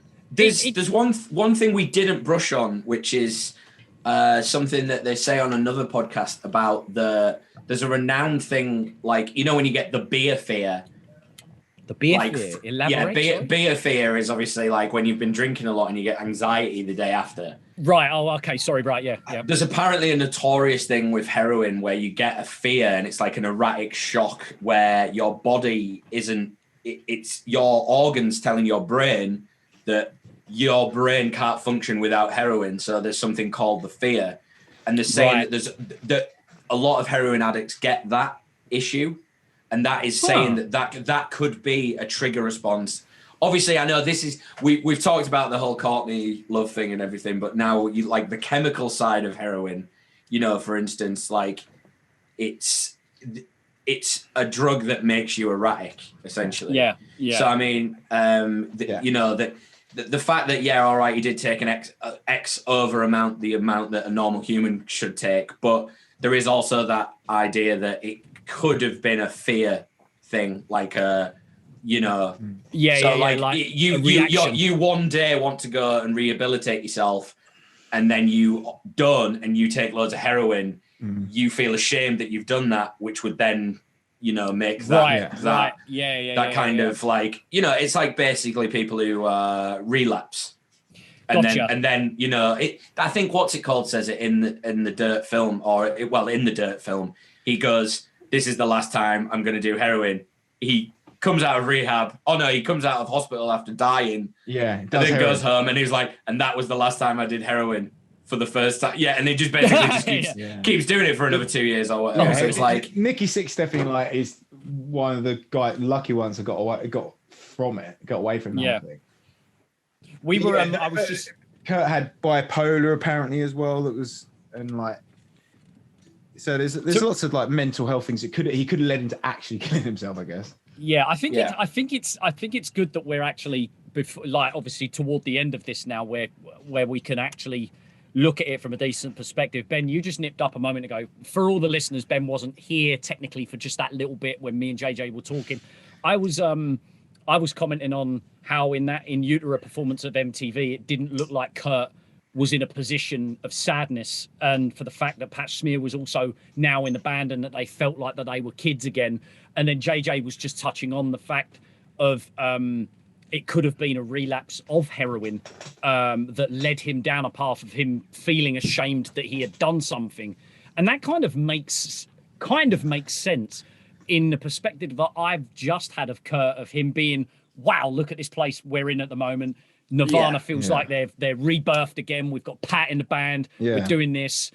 Then goes and relapses. Because that's the thing with like when you're in bands and stuff, you're not only letting yourself down, you're letting us everybody down as well. And that's the thing. Like if right at the end of the apparent suicide note, he says, "You're better off without me." Basically, well, I think he does say that. He says, "This world is better off without me," or you can get. And everyone, just because of all the shit that Courtney's got in there, everyone just presumes that that's who she's talking about. But like, I'm just thinking of an alternative view. Sure. You know, it could be like, you know, in his mind, he might think that the band might do better without him being. Because that's what that's the sad thing of depression. You think that you aren't, other people can do better without you in their life, which is essentially, again with the heroin, he's probably like, well, I can't stop heroin. I mean, there's many documents of him saying that he doesn't plan on giving up heroin because he believes that is now his light, his persona. And there's so many parts in his book, and he talks about, not him, but he writes about heroin being like his muse. I think he says. I think that's one of the. I think it's good that we touch on this though, just in case Courtney Love does try to sue us. We need to actually cover our own. We try and put all the, we normally possibilities, all the possibilities, and we try not to go straight up like we believe this. It's fact. But there's so much that lends itself to, okay, yeah, maybe he did kill himself. Maybe he was like, because this is what my dad said. Because my dad's a big Nirvana fan, and we'd always talk about this. Is that he thinks that Kurt killed himself because he couldn't get off heroin. So that's why he killed himself, because he didn't want to lose the kid. He was like, we don't want to lose the kid. Courtney can keep the kid. She's not really addicted to heroin, even though she took heroin while she was pregnant. Right. So if I'm gone, then all the problems are solved. Yeah. And that sounds like a logical thought of a person that has manic depression, bipolar, and I'm the reason that we're going to lose the kid. So if I'm not here, then they can keep the kid, which is fair enough. That does make sense. Yes, yeah. It's a sad thought, to be perfectly honest, because I'd like to imagine a world where Kurt would still be here. I think all of us obviously would. Yeah.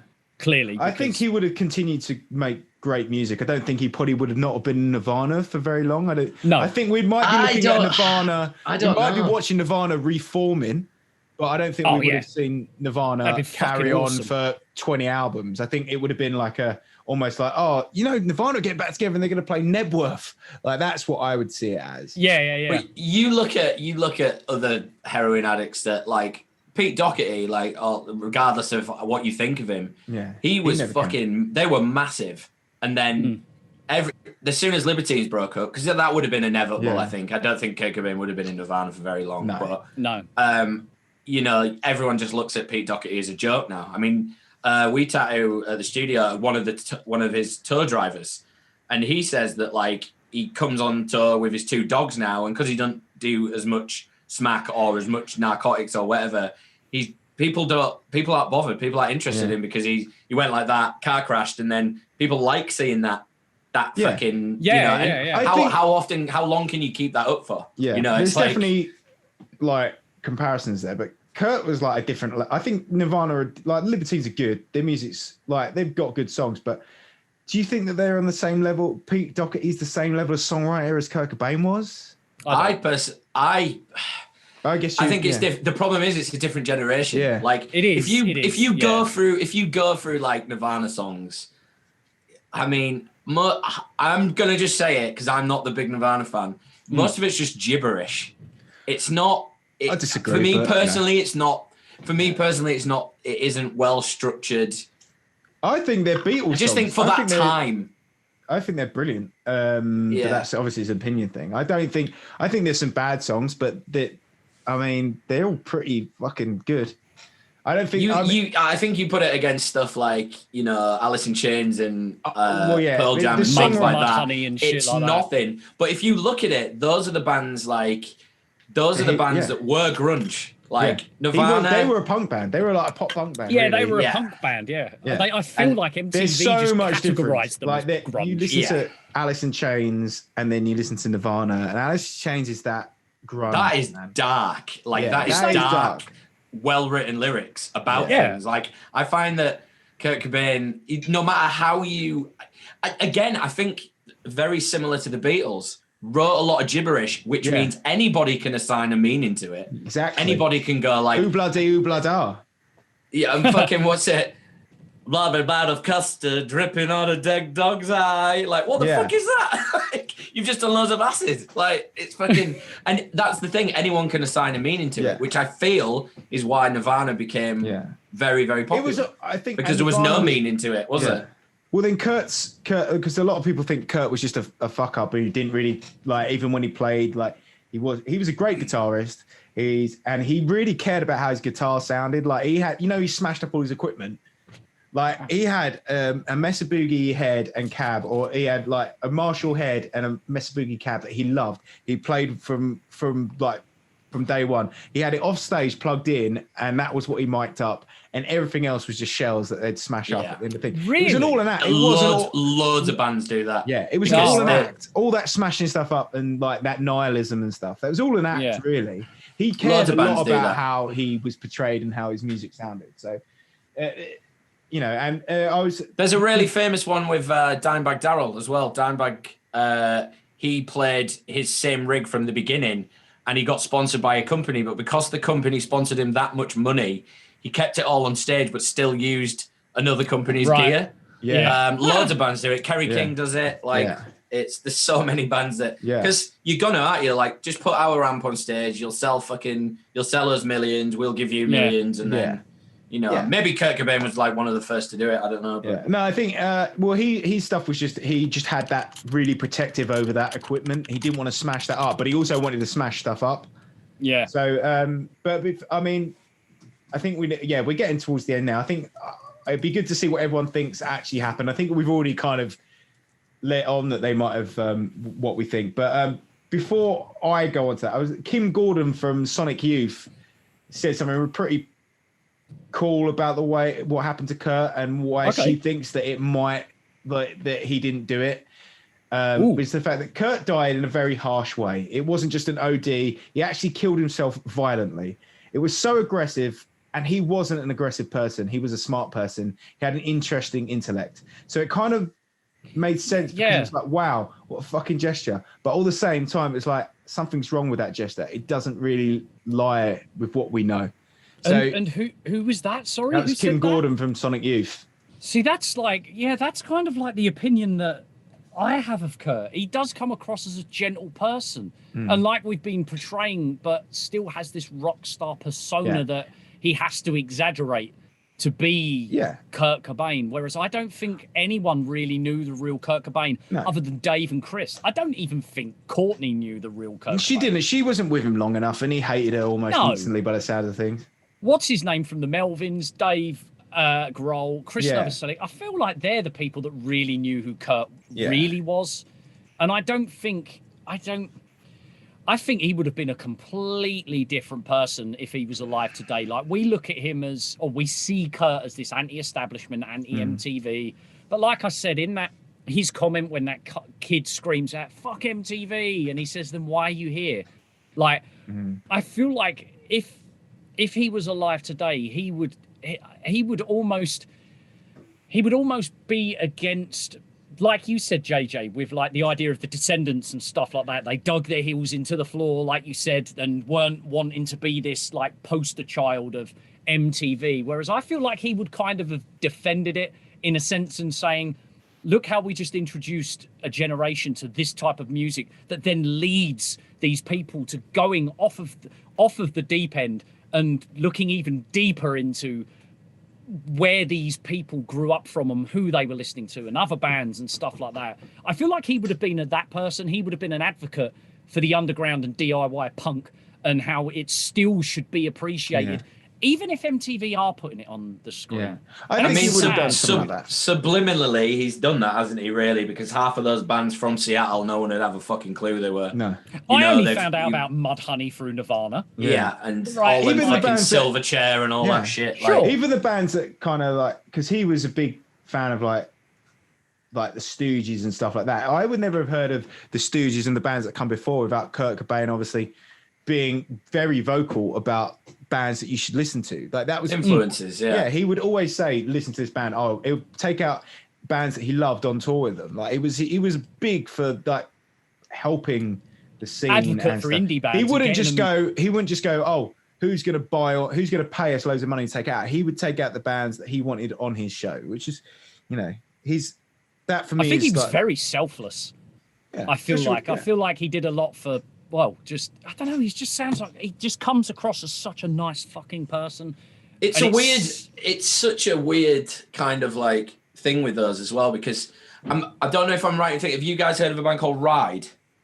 I have heard of a band called Ride. So they're, I believe they were Scottish, and they were meant to be they were meant to be going out on the tour that Nirvana were doing in Britain that summer. And not many people know of Ride now, but if you listen to their music, they're fucking awesome. So bands who were Oxford, yeah, and well, they were signed to a Scottish record label, I think. Right, the documentaries about. But they were deemed to be or picked to be. They were going to be like Oasis, like that's how big they were going to be. And they had this tour set up to do with Nirvana, and obviously Kurt Cobain killed himself. And it didn't happen, and then they never did anything. Yeah. They basically like released 2 albums, and the albums are fucking incredible. Like, I mean, so you kind of look at like they're probably just thinking, "Fucking Courtney Love, like we'd have been fucking famous now if it weren't for her or quite strange or him." Strange little coincidence. I just went on Ride's Wikipedia page, and the picture that they have was captured in Detroit, Michigan, at St. Andrews Hall, and I've been there. How strange! How random! Nice. And as well, synchronicities. Synchronicity. Well, there's someone. Yes, because he obviously died at 27, didn't he? And there was a synchronicity or something with 27 that lined up with everything. I can't remember. Oh God, here we go. But he's part of the 27. Oh yeah, and obviously part of the 27 club. That obviously, I think that keeps the death.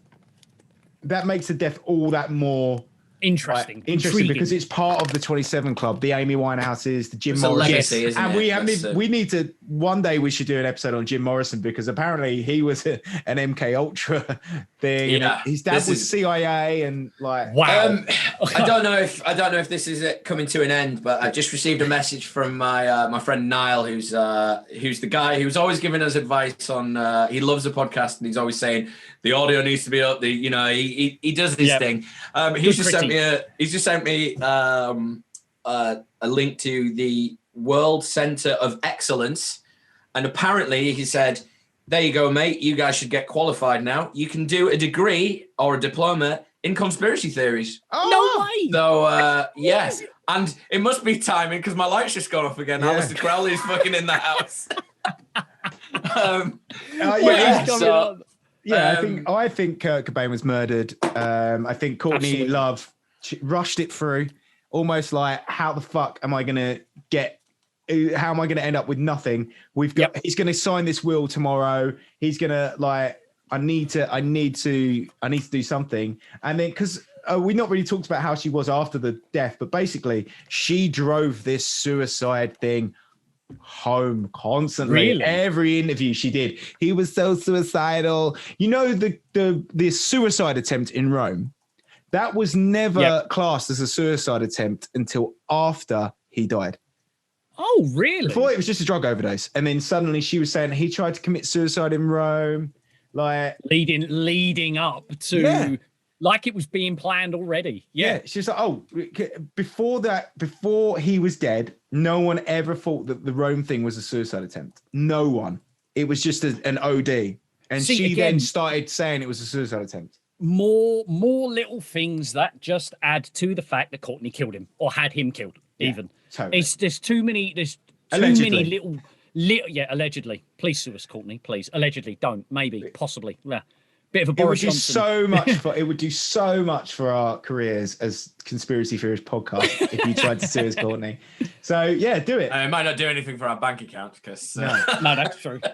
And I'm in America. I'm the fucking one here. Although thinking about it, we might get more Patreons, and then we might get more money to pay guys, off. Please sign up for our Patreon because we're going to need that money to. I didn't catch that. Oh no! Please sign up for our Patreon, patreon.com/notanotherconspiracy podcast. We need that money to pay for lawyers to fight the alleged murderer of Kurt Cobain in court.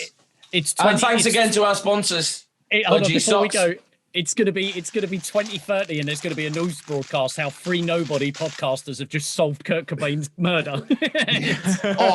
We've all been murdered. We've all been murdered in mysterious circumstances. But sorry, OG Socks, 20% off, code NOC. NAC. Apologies, but thank you again, OG Socks. Yeah, they've been wonderful on my feet while I've been recovering, might I add, because they're the warmest and most comfortable sock that I can actually wear for a couple of days, and I've had to do that. Try putting a sock on when you've got a leg brace on. That's tough. Stone Cold Steve Austin there. That's what I'm saying. I could either, with this brace that I've got from the hospital. Next Halloween, man, skinhead, It's either Steve Austin or it's Mad Max, because Mad Max has a bit of a leg brace, doesn't he? So I've got some options. But yeah, I really enjoyed that podcast. I'm glad we got to do that one. This has been possibly my favorite, because I feel like this has been very nostalgic. I think it's been super honest as well from ourselves, because it's been something that's been close to us growing up, and it's meant a lot to us. Yeah, and if you haven't heard Nirvana's music, or you haven't watched any of the weird like Alan Wrench stuff and the El Duce stuff, definitely check it out. I'll put that in the Discord, and we'll put as much as we can in the Discord. Definitely listen to Nirvana if you haven't listened to Nirvana before, because you know it might open your eyes. But I think everyone in the Discord has asked us to do this one, so yes, and I think again it's because it's that one of those staple conspiracy theories like 9/11 that's always been 9/11, JFK, Kurt Cobain. Do you know what I mean? I think they're possibly the top 3 conspiracy sort of things. For shizzle, yeah, and they're just easily accessible. Yeah, but it's been really good. Great suggestion. What I like about this one as well, it hasn't taken a lot of research or notes. It's very much been like an off the cuff one, because it's clearly been that important to us that it's just something we've remembered through the years, and something we've obviously has always been close to our hearts. Very passionate about this one. It has been. It's been great. Definitely, but do your own research on this one, because I know we seem quite biased. Disclaimer coming into it, because we come into it from a place of years of like research and knowing about it, that you kind of go, well, it's obvious that she did it, so but do your own research in it, and hopefully you'll get to the same conclusion as us. Or you don't, and you want to argue with us and tell us different, join the Discord and have your voice be heard. And I think even also, if it's flat Earth. Yes. And JJ, you've read the email. I've only skimmed it. We got an email, right, from David Weiss. David Weiss, who's he's apparently a big in the flat Earth world. This is the second email we've got from him, by the way. He emailed us when we first started. Yeah, he emailed us when we first started, saying something along the lines of how he was enjoying. He wrote us at the beginning. So he now. I don't know if he wants to come on. I think he wants to come on this show, and I think he wants to convince us about something. He has been on Chris Jericho's podcast. Yeah, and he wants to come on our podcast and convince us about flat Earth. He has also been on CNN. Yeah, I saw him. That's fake news. Fake news. I saw him on something. I saw him on that. His name's mentioned in that Rocket Man. I don't know if you've seen it on Prime, about the guy who built his own rocket to try and improve it. Yeah. He's mentioned in that. So maybe that could be the next one if we can hook something up. But it'll probably be better for you, Dean, as well, because I think he's out your way. Oh, so we're going to tell him where you live. Probably be shit-faced again. He'll pull up a stool, a flat stool. Yeah. I'm not married to the globe, but you know. So we might be able to do that if we can get it sorted. Cool. Well, thank you for listening, everyone. And make sure you're on the Discord. Make sure you're following us on Instagram. I think JJ runs the Instagram, because I don't even have it logged in anymore. I don't really. Yeah. But the Discord's the place to be. If you want to sign up to the Patreon, that'd be amazing. Every little helps to keep this podcast running. But we'll still do it. We do it for the love. We don't do it for the monetary reward. We do it for the truth. We do it for the truth. Fighters of truth, justice, and the American tribes. Yeah. Captain Planet, eat your heart out. Yeah. Cool. Well, thank you, everybody. Thank you very much. Jeffrey Epstein didn't kill himself. He didn't. DVD delay makes what happens. When it comes to it, in the thing. Oh, maybe they did. So in the back, there is a light brown jacket. cool story. We're not the first. We definitely won't be the last. We'd like to welcome you